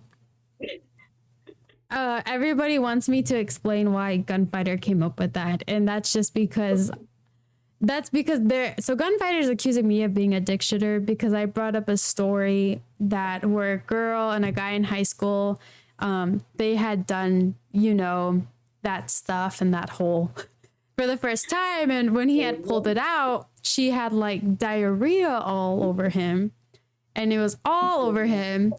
And so now they're saying that it was me, that I was that girl, and I was like, no, I was not that girl. And if I was that girl, I would tell you right now if I was that girl, but that was not me. Yeah. No, that's a good story. Like, who doesn't love a good poop story? That's Rachel. hilarious. So for the last one, and the ant killer. No, she said she would rather be the dick shitter, not the ant killer. So calm down. Oh, they want me to explain the ant killer story. They're accusing me of killing my aunt just because I let her fall down the stairs. I don't know if I ever told you that story. I don't think so. And so now they call me an ant killer, but she didn't die. She just fell down some stairs. I mean, she's fine. Yeah, Rachel, she's fine. Like, see, guys, this is why she's my friend. She understands and she doesn't ask questions. She knows she's fine. So for my last would you rather question, would you rather send a nude to your dad or your brother? Oh, We got her. We got her. you did. I was like, oh, I'm paying for all of them. It's fine. Yeah. That's a tough one. Real tough one. Okay, oh man, I kind of need to talk it out. Like, my dad has seen me naked, like, as a child, right? So Yes. different in that context, but does that matter? I don't know. My brother, God, I feel like that's something that I've heard of, though, right? Like, where a sibling will send another sibling like a genitalia picture. Oh God. Oh no, I've heard of that. That's happened. I've heard of that as well. That actually happened with my cousins. Yeah. So I feel like, right? Yeah. So I feel like of the two, I probably would rather. Is this accidental? I'm gonna say it's accidental. Yeah, we'll just say it's accidental. Yeah, probably send it to my brother. More than However, I should probably like be professional and say, "Oh, I would never send nudes." But no, I mean, we're adults. We're you're adults. trusting your partner, and too, like, if you're feeling good about yourself, help show that off. Yeah. But, yeah, I think it's gotta be the bro. Oh God. They said confirmed. Rachel is a freak. Yeah. And they mean it in a good way, by the way. Oh my God. Elvis' dad was like, what would you do if they sent one back?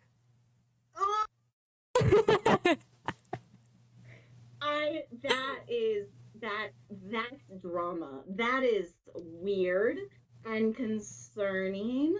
I shouldn't say weird in like I'm judging, but like yeah, it's concerning though. Also, welcome, boss lady. Okay. Yeah, baby. Oh, thank you, boss lady. Thank you for the bits. I appreciate it. So real quick, chat's asking, because I had a poop story, do you have a poop story? Yeah, who doesn't have a poop story? Yes. Yeah, so I do have a poop story. The one poop story that I told you about the toilet, and Yes. causing that giving. Do you think that would be a good one, or do I go on more? They will love it. I think they will love it. Actually, because I've heard this story, and while you're telling it, I'm going to charge these headphones. Charge? Perfect. Yep. Perfect. All right. Okay. So Go this ahead. was this was in my previous relationship. We'd been together for a while, but we had gone out of state to have Thanksgiving with his family, and so it was Thanksgiving, so we were eating some heavy food, okay? And we were out of state, so when I travel, I'm usually constipated. Like I don't poop, and so it was one of those things where with all the heavy food and just the way that the day or the week I should say was going, I did have to poop. And I pooped a shit ton. and so this is Thanksgiving poop too. So we've got bits of corn and just it's a juicy poop. Um we're in the bathroom, or I'm in the bathroom, and there is not a plunger to be found anywhere. I looked. I looked. And I texted my guy at the time, and he was nowhere to be found. I stuck my head out the door to be like, I could just even whisper loudly, like, nothing. So everyone is in the room down the hall from the bathroom. It is only a matter of time before they start wondering where I am or before someone has to go to the bathroom. So I can't even leave the bathroom with as full as this toilet is. And so I just do what any person would have to do. And I dive deep, raw dog that toilet and unclog it myself. And it was what it was. It happened. and I went and just aggressively was like, "Where are you? This is what just happened." And I mean, uh, it was a thing. So yeah, that had to unclog the toilet with my bare hands. That's my poop story. I think it's funny. Like it's just one of those things where it's like, oh well, Oh do what God, you gotta. yeah. Yeah. Um, everybody's like, no. They're like, oh my fucking God, no. uh, so they Those twice. so they want to know, what did you do afterwards?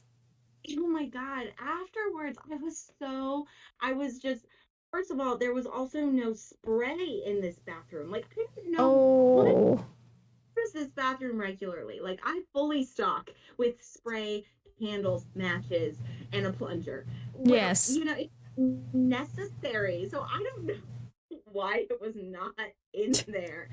But went to him, I found him, and I was like, "Where's your phone? Where have you been?" And he's just like, and I'm like, what just happened? And I mean, I gotta tell you, like when this happened, he was Uh-huh. just like such an unresponsive boyfriend that it was just like whatever. All So I right, you're was like, bye. mortified, and I was like, you have to go in there and find some spray and spray it down for me.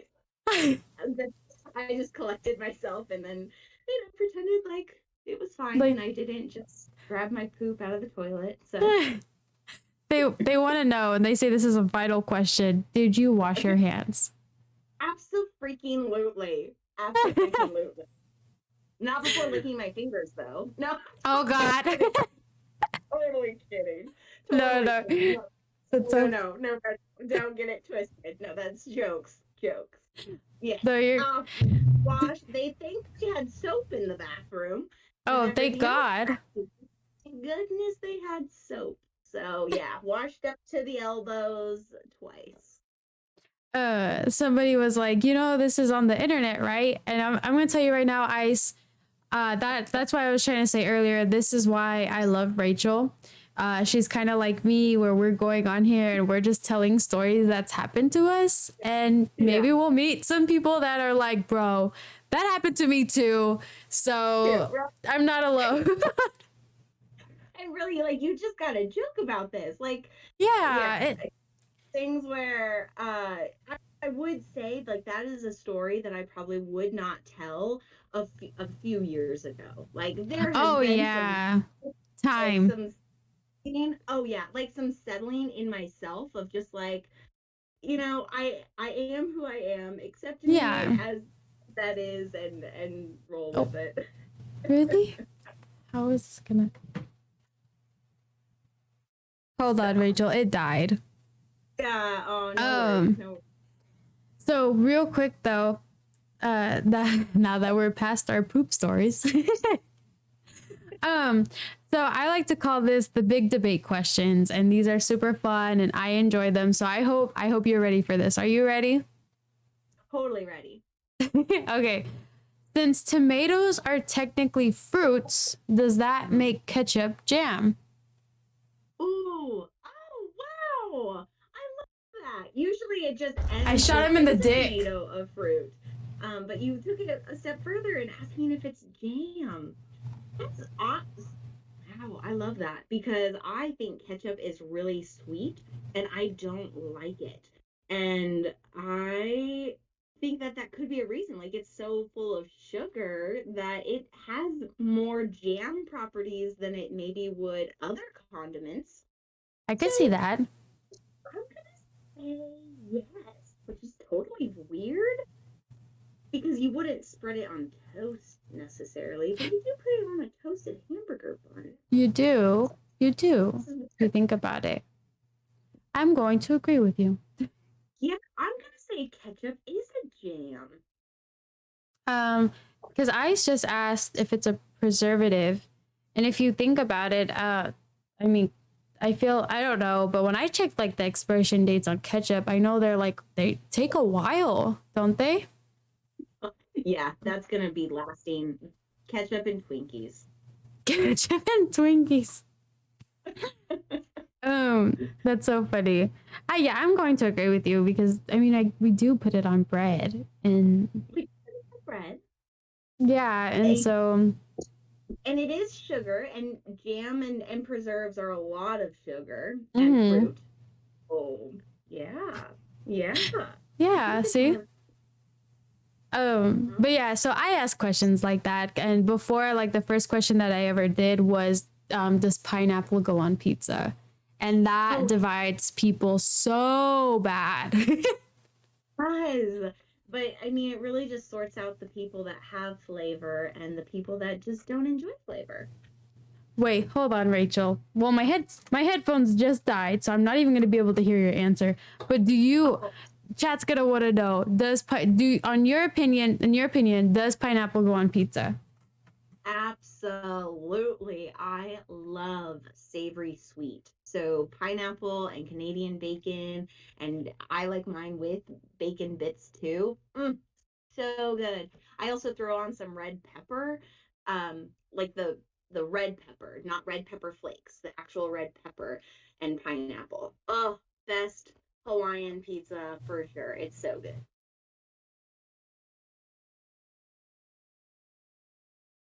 All right, so gunfighter says that you are on her team. Yeah, sweet. Hell yeah, Sa- gunfighter. Sadly, Rachel, you are not on my team. And for real, you don't like pineapple on your pizza?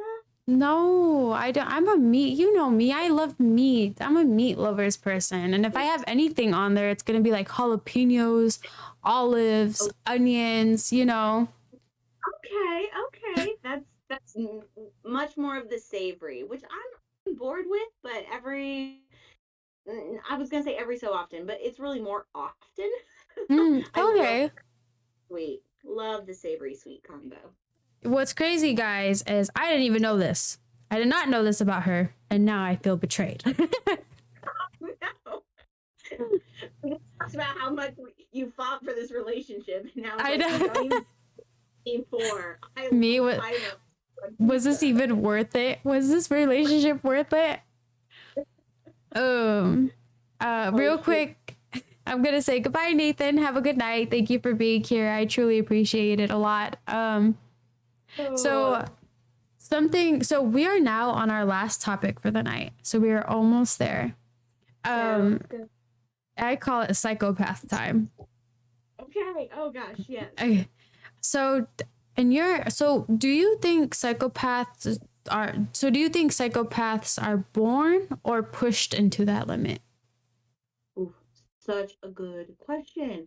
So this is going to wrap us back to the very first topic that we had, which is my job and neurofeedback. And so I very much believe that there are people that are born with brain development that creates their psychopathic tendencies. I don't I do think that there can be people that choose to do psychopathic things, but I believe that those people that are serial killers or just psychopaths in whatever term you're thinking about that, Finish him, Daddy. and so there's lots of studies with people incarcerated who have received neurofeedback who are completely different people. People who just even change their diets, Yes. certain things from their diets have a whole different mentality and outlook on, like, it's wild what a brain can endure and then subject a person to doing. So Mm-hmm.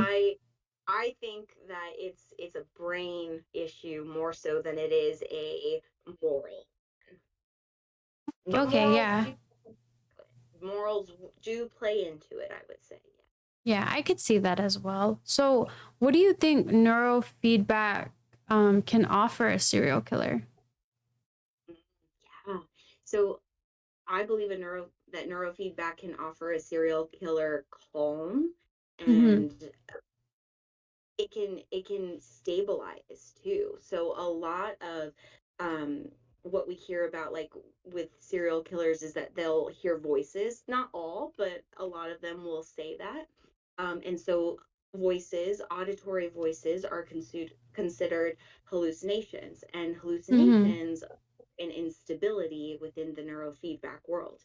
And so if we can stabilize that brain, those voices are going to go away completely, be managed much more easily, to where those thoughts are not going to be overwhelming. And within those thoughts not being overwhelming, those actions are not going to happen. Okay. Okay. So do you think neurofeedback could diagnose a would-be serial killer? So neurofeedback would not be able to diagnose a would-be serial killer. However, there would be SPECT imaging, or you could also do fMRI imaging to Okay. show the structure of the brain. And with looking at the structure of the brain, you could see if the brain is has an enlarged amygdala, which is the part of the brain that deals with all your big, intense emotions. So if that is an enlarged area, that's going to be seen more on, like, the fMRI, I believe, whereas, like, the SPEC scan shows blood flow and brain activity. And so you would see holes or atrophy, just low movement in the brain from that blood flow, or sorry, low blood flow in that brain. And so if a prefrontal cortex is totally dark, if it's Mm-hmm. wholly, that's going to indicate that that person is not thinking right, and that they're Okay. going the brain rather than the front. And Oh wow. so yeah, so neurofeedback, then once you have that imaging and you kind of know what you're looking at with that brain, neurofeedback is then the action to change that brain. So so your question was, can neurofeedback diagnose it? No. Can neurofeedback help it? Yes. If Okay. that makes sense. Sorry. Yeah, Rachel, sorry. My headphones died again, of course. Um Yeah, yeah. no, so with that though, do you think it will help cope with like their fantasies? Yeah. Oh yeah, for sure. For sure. Yeah, you get a brain healthy, that person is going to be healthy. Okay. Sorry, Rachel, No, with my you're headphones great. dying. No, but these are just seriously like interesting. Like this is it's just so crazy. Yeah. Um So my next question and my final question for this topic, and I hope you find this interesting. Sure, I If will. you if you could study any serial killer, past, present, dead, or alive, who would it be? If you could just get their brain. Oh my God, if I could get their brain. Oh, what a good question. Oh my Mm-hmm. gosh. I think it's such like a basic bitch answer, but I'd probably have to go with Ted Bundy. Um, Mm-hmm. and there's reason for that. I would say Ted Bundy, he was a guy that was so charming and he was intelligent. Mm-hmm. And so it would be so interesting to me to see the formation of his brain, the blood flow, the activity of that brain, because he wasn't necessarily sporadic. He did get there towards the end, but for the longest time, he was, he did all these things because he had so much control. He had so much charm. He had so much um intellect in a way. So that Oh would be yeah. a fascinating brain to see. Like, I think that would really kind of put it to a test of like, is it a brain issue or is it a choice to do these things? And Mm-hmm. so that's a brain that I think would be crazy to see. That yeah, that definitely would be crazy because, like you said, yeah, he was very intelligent and he was even his own lawyer, which was crazy. Yes, yes, Um, exactly. did you know that the youngest serial killer was I can't remember. It was between 7 or 8 years old. Isn't that crazy? Sad. That's sad. Oh To me, yeah. that's definitely not that kid. That's that brain. Oh yeah. That's Um, that brain. so kind of moving on, I'm gonna take it because they take serial killers, psychopaths as to be evil, and so kind of using that and moving on to this next question, chat is wanting to know: do you believe in ghosts slash evil spirits? Absolutely. I I I don't know that I necessarily, well, yeah, I do think that there can be just like people with evil intention, right? So with mm-hmm. not good intention. I do believe in ghosts and I think I'm like lucky and also like a little bit, oh, I wouldn't mind if I did Yeah, have like a supernatural experience. yeah, Nothing like stands out of like, oh my gosh, this was for sure a ghost experience, but yes, I've watched enough. I feel like I'm open to that spiritual world where it's like um for to me like it kind of speaks to my idea about death and just that there is more beyond this world, and so I think it kind of all plays within that. So while I haven't had that experience, it is something that I believe in, and mm-hmm. so we'll just what it brings in the future. But yeah. Yeah. No, like what you were saying that with like this is why I like your guy. She's very open. She's not Yep. someone that's gonna say no to something. But no, like what you were saying that you kind of want like that ghost or paranormal thing to happen to you. I would say I think not everybody, but even the skeptics. I would just say even the skeptics would want that to happen because I think people at some point kind of do want to believe, okay, oh fuck, like this is real. Like some people weren't joking, like, oh my God. Yes, right, right. Yeah. And that's not to say that I haven't had spiritual experiences. There have definitely been things that I have experienced that have just like, there's no other explanation than divine, like divine timing, like that's wild. But as far as like a ghost where it's like I saw a woman in a dress and or like I saw a little kid kicking a bite or kicking a ball or something like that. Oh Like I yeah. haven't had those kind of experiences or like lights flickering. I don't think I've ever had anything where it's like, hello, is someone here? Yeah, well, and not even just with that, like no one wants to deal with like something too crazy where like you're getting possessed or something. So Right, right. I think we Oh could all yeah, agree there. Oh yeah, I would rather not be possessed. So if there are any ghosts in this vicinity, I'm not asking to be taken over. I'm just saying, I'd like to know your presence. How wild would it be if that light flickered over there right now? That would freak me out. Oh yeah. Though yeah, I But don't want I'll to be a part of that.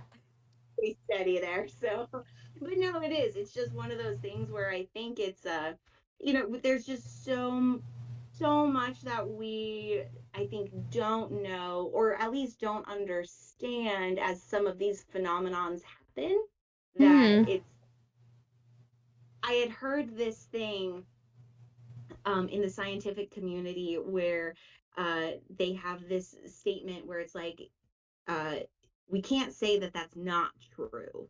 And I Hmm. love it because I think the intention in saying that is to kind of say like, well, we can't tell you you're wrong Yeah. because it can't be proved. And so it's kind of that idea where it's like, okay, you're telling me it's not wrong because it can't be proved, but also you're telling me I'm not wrong because it can't be proved, which means Yeah. you're not right either. Hmm. So Oh so yeah, yeah. so I think I love that default answer of, you know, it, I can't tell you it's wrong.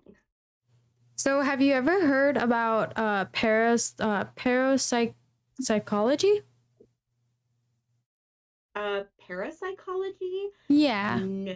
No, but I'm assuming it's like paranormal psychology. Yeah, I've never heard about it either. Chat just asked, and now I find this to be interesting that me and you can maybe look into. Oh, for sure, yeah. Is it Yeah. like where like a Oh, person is it like a medium in a sense where like a person has a connection to the spirit world and can like talk to them in that way, or is it I'm not sure what that is. one second, Rachel. My headphones died again. Okay, no. No. So yeah, it's not supernatural. It's just the psychology of the paranormal. I hope that Oh, answered something. yeah, yeah. Well, it gives a little bit more context to it. I'm sure there's different areas of it as far as like so psychology in general is just kind of understanding what people understand, and so is it Yeah. in that way kind of looking at it from a perspective of what people think about paranormal activity, or is it more of like a it's this the study of the paranormal and how we use it to explain situations or thoughts and feelings? I don't know. And I feel like I'll make a note to look it up later. Um. Sorry, Rachel. My headphones are still charging. Oh, Gunfighter wants me to ask their question, but Gunfighter, can you please repeat the question? Guys, just so you know, we are coming towards an end. So if you do have any additional questions, don't be afraid to ask them now. Hold on, Rachel. I'm trying to get this to work. you're good. You're good. There we go. There we go. So I'm assuming Gunfighter's question was, could you help someone who was possessed with Mm. neurofeedback? Uh, so that is a really good question. I think I would probably default to what is possess, like Mm-hmm. um I definitely am on a track of like meeting the person where they're at. So if they believe that they are possessed, we're going to work with that. I definitely Yeah. think they are wanting some relief from that, if they are wanting to decrease that not necessarily decrease their possession, but just Yeah. like how it impacts their functioning, because maybe within their possession they disassociate and they lose track of time and they find themselves elsewhere. Well, we can definitely work with dissociation, and if you're understanding that as a possession, okay, I'm there with you. I want to understand this so that I can better understand you and help you get to where you want to be with it.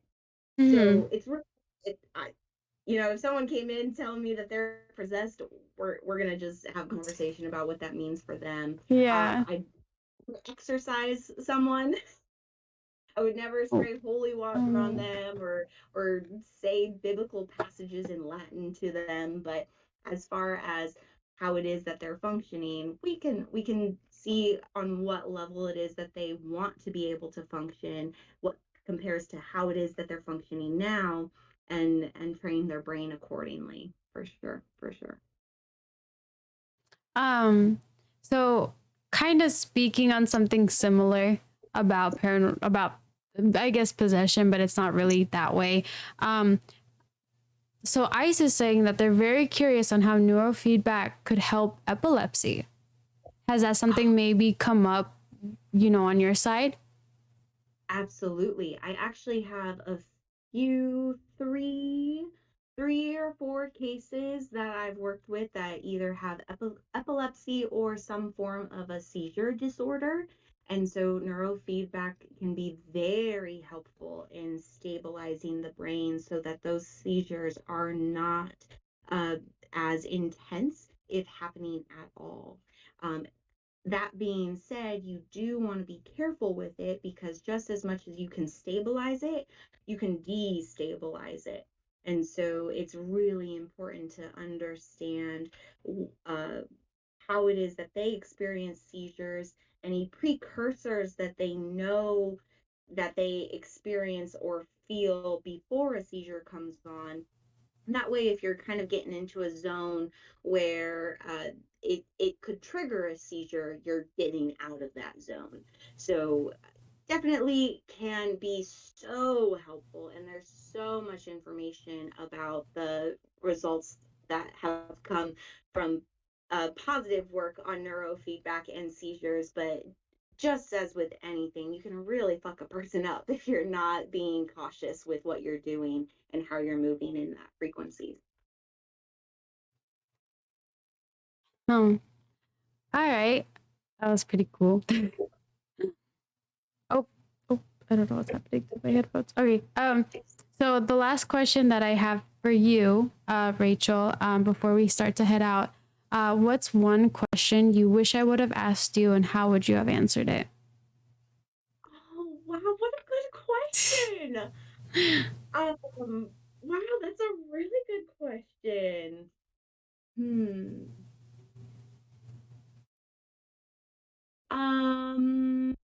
I think, huh, you did so good with all of the questions, Oh, and some of the thank questions you. that I was thinking that you would ask. So, as far as like a question that you didn't ask and how would I answer it, I think it would probably be um about like uh you had asked a question about like where do you see yourself in 5 years Uh to huh. somebody think, and so I was kind of anticipating a future question in some way. Oh, okay. Uh huh. Yeah, of just like, well, this is what you're doing now, where is it that you want it to go, that Uh kind of huh. thing. And so I was kind of thinking like, okay, what's my big dream that I want to have accomplished in 5 years, or at least be working on accomplishing in 5 years. And I think it what I had kind of settled with was finishing school. Uh And then huh. once I finish school, I'm probably going to go back into school. But in this way, it would be through a Dr. Amen's course. So they have uh, a Amen University where you can take training to learn from Dr. Amen, who is total therapist crush that I have. Mm-hmm. Um, just learn about the brain health from what he knows, and then he has a piece of that where it's training for SPECT imaging, and I just Mm-hmm. think that so cool to get a SPECT imaging equipment to be able to show people's show people their brain in order to have them invest in their brain. It's Yes. so weird that we don't see our brains like any other body organ we have a trouble with. We are getting x-rays, we're getting MRIs, CT scans of Yeah. it, but so rarely do we look at the brain. And so I think when you see what it is that you are looking at, you have a you have a bigger investment in it. Like, you want to improve it, you want to do something about it. And so I think if I could, in 5 years, the dream would be to be on that path of getting a SPECT imagery in my practice, and working on it to show people their brain and have people want to love their brain in that way. That is super cool, Rachel. And I can't wait for that to happen. And especially, and hopefully I can be a part of that journey. And when I say that, I hope like you could just tell me like all the cool things that you're like learning from it. And For sure. Girl, when I get it, I'm going to need to scan your brain. you could You're going to scan be my my brain. Yes. Oh, Yes. and I apologize. So I said that was the last question, but I do have one more. It's only one from chat. All they're asking is, could you trigger someone's emotions if they struggle to be emotional in that way? Oh, absolutely. Absolutely. So I'm a tad sadistic in the way that I tell people I like to make them cry. Oh no. But because crying is such a release.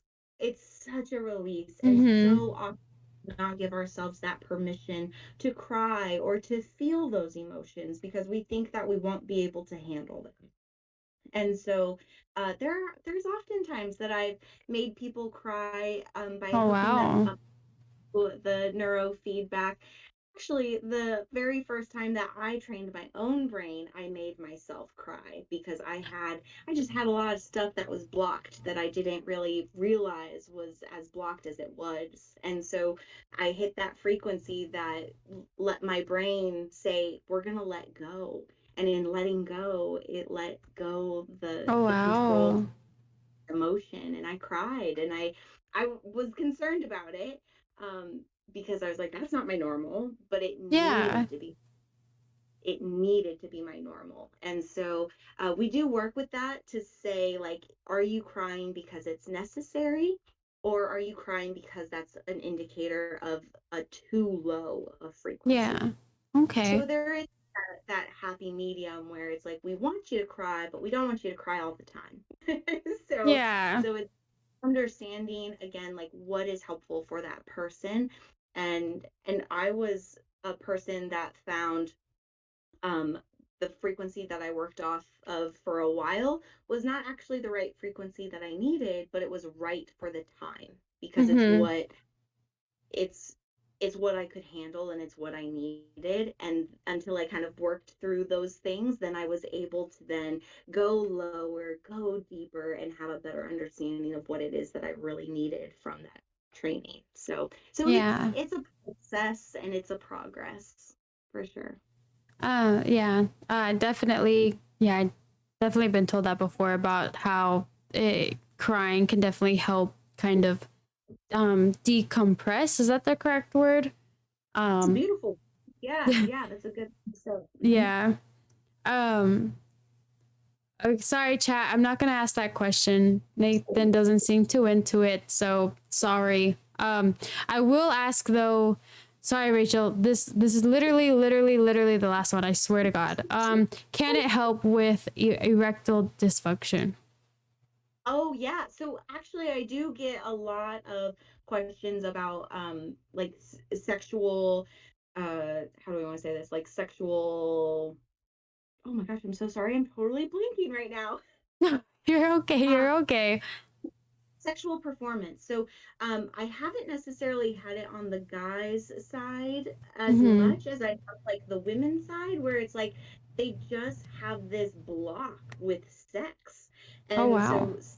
so again, amygdala, limbic system, that's all a part of that sexual arousal and the performance and just the pleasure center of that. And so if you're struggling with that, that's definitely something that we can do to calm you down, to be able to Yeah. not that hang up, or have that nervousness, or that fear of of so many reasons. So often, there's so much sexual trauma, and there's big blocks in that, in feeling safe in being intimate. And Okay. so Uh-huh. at least on the side of things, definitely can work to improve um, arousal, performance, and just enjoyment of that physical thing that's totally normal for people to Yeah. enjoy. So yeah. So erectile dysfunction, not that I have worked with it specifically, but in the way that it's a like sexual nature of just wanting to enjoy it, and have Yeah. it be good. Totally. Yeah, we work with that for sure. Well, thank you, Rachel. First off, thank you for answering all these questions. I really appreciate it. Thank you for your time. You have no idea how much I appreciate it. I know everybody else is appreciating it, and they're definitely, I'm already getting comments like, oh my God, like this is cool. I never knew this. Thank you. Thank you for teaching us this. Ice right now literally just said, thank her from us. Um, Oh, Oh, and my headphones just died, of course. But no. Rachel, before we end, please let the Yes. viewers know where they could maybe contact you and kind of learn more stuff about this, or kind of willing to be a client of yours. Guys, just so you know, I have put in through the chat, there is her email in there, her work email, if you ever have any more questions. And please be professional about it. Please don't use her email for something not professional wise or work wise. But yeah, Yeah. Rachel, please let Yes. them know. Oh my gosh. Well, first of all, let me just thank you guys for letting me come on here and just like I said, practice what I'm saying. Like, this is huge for me in being able to talk so publicly and openly about what it is that I do and who I am. Like, this was a huge, big, like, fear facing thing for me. So thank you so much for being so welcoming and so open to my information and just what I have to say. This was so good for me, so soul filling. So thank you so much for that. That's awesome. I really enjoyed tonight in all the the conversation that we had about anything from the neurofeedback to the poop stories to ketchup bean jam. It was all so good. So thank you so much for such a good time tonight on this Friday. Like, what a awesome way to end the week and start the weekend. That was so good. As far as how you can find me, I am in Kansas and in the Salina area. So if you are there, let me know. I would love to meet you. That would be so great. I'm totally open to you guys checking out the website. I'll be honest, it's a little bit under construction, so it's not great to look at, but it'll give you the information that maybe you need to get connected with me. But really, the best way to get connected with me is going to be through that email, and it is Rachel at wellspringpsychotherapy.net. It's a mouthful, so definitely search that up in the chat, and definitely email me if you have any questions. If you're not in my area, I do know providers throughout the state, or throughout the states, and even if you're out of the country. I'm not sure, Jenna, if you have people from out of the country, but neurofeedback is all over the world and growing. So we can definitely get you connected and hooked up to somebody if you're interested in changing your brain. So yeah, thank you. No, please don't thank us. Thank you again, Rachel, for being here. And also, I'd like to apologize not just to you, but to chat and the community about the technical difficulties that I've had during this night. Definitely did not plan for this, Rachel. But I know I should. This is probably a future thing, and I do hope that I can have you back on for another interview with less difficulties, if that's possible. Oh, I'm sure. I'm sure. You got it. this mistake needed to happen so that you've got this covered for the future interviews. You're good. You Yes. got this. Thank you. Alrighty, guys. We are going to be wrapping up. Please don't leave yet, though, chat. We have to announce the Dark Meme Lord for next week. And also, we're going to go raid somebody because it's Friday, and why not? Rachel, please have a very good rest of your night. Thank you so much. You have been such a very patient and awesome guest on here. You have no idea. So thank you. Thank you. Awesome. Okay, good. Okay, well then I'll just sign off. Is that how that goes? Yeah. You just go in there and you just click end, and then that's it. And I'm not gonna lie, I'm gonna call you here later after I'm done, if that's okay. For sure. Sounds good. Okay. Bye, Rachel. Everybody say bye. See you. I will talk to you later. Bye. Bye.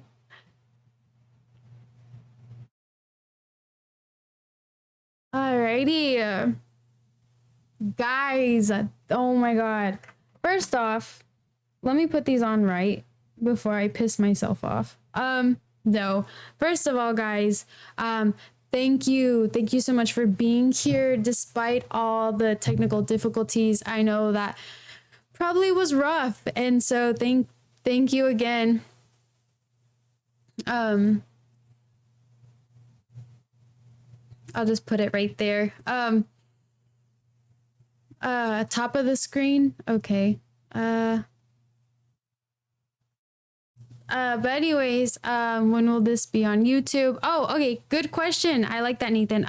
This will be on YouTube tomorrow at 8 p.m. That's usually when I schedule my videos. So on YouTube, Jenna, thank you, T. I really appreciate that a lot. Thank you so much.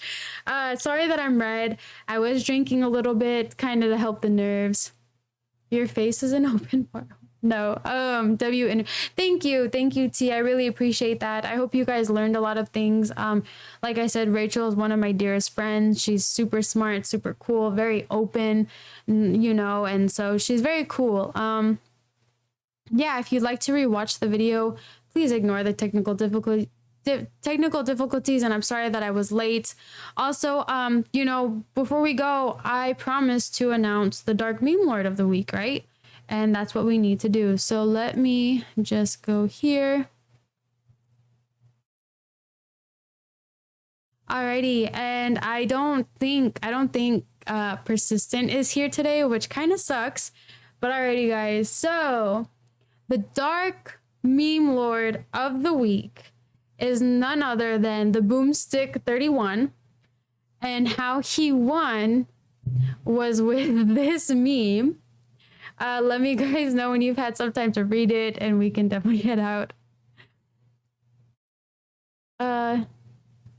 Boom.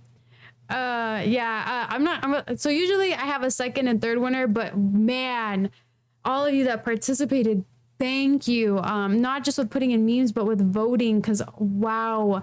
It was literally this close to being such a tie between first. And there's so many people in second and so many people in third. Like, you guys did such an awesome job, and I just want to thank you. I think that's really cool. You should be here to collect your oh, look, there's Persistent. Persistent, thank you. You won. You're the new Dark Meme Lord. And that will all change. You'll be able to see it starting Monday. Thank you for participating. These were super cool, and I'm not gonna lie, some of these memes I was like, Jesus, guys, Jesus, calm down. But yes, congratulations. Also, guys, I know that you guys were all talking about me doing a what's it called when you open up the can and you just chug it. I will add more of this for sure this week. Oh yeah, hopefully Gunfighter will participate more, because I know she definitely can go off with some memes, and it's fucking crazy.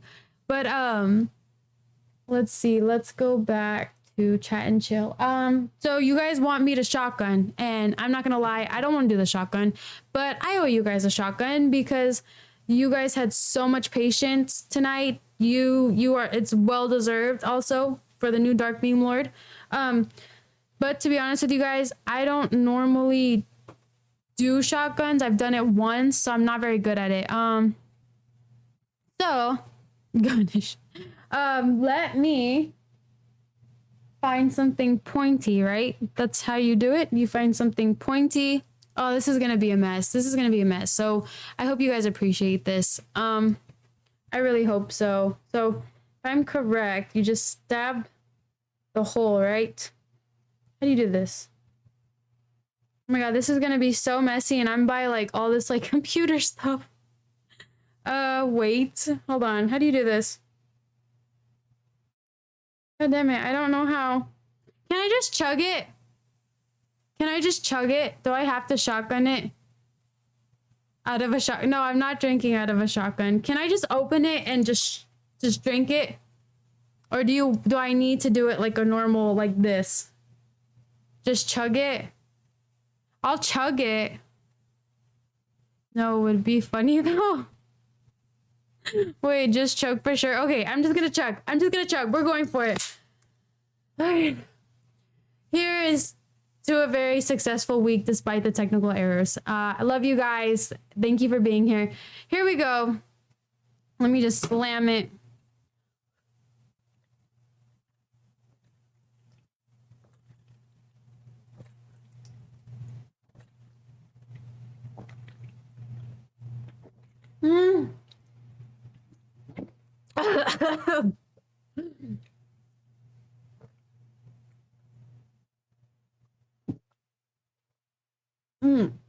I'm not a chugger.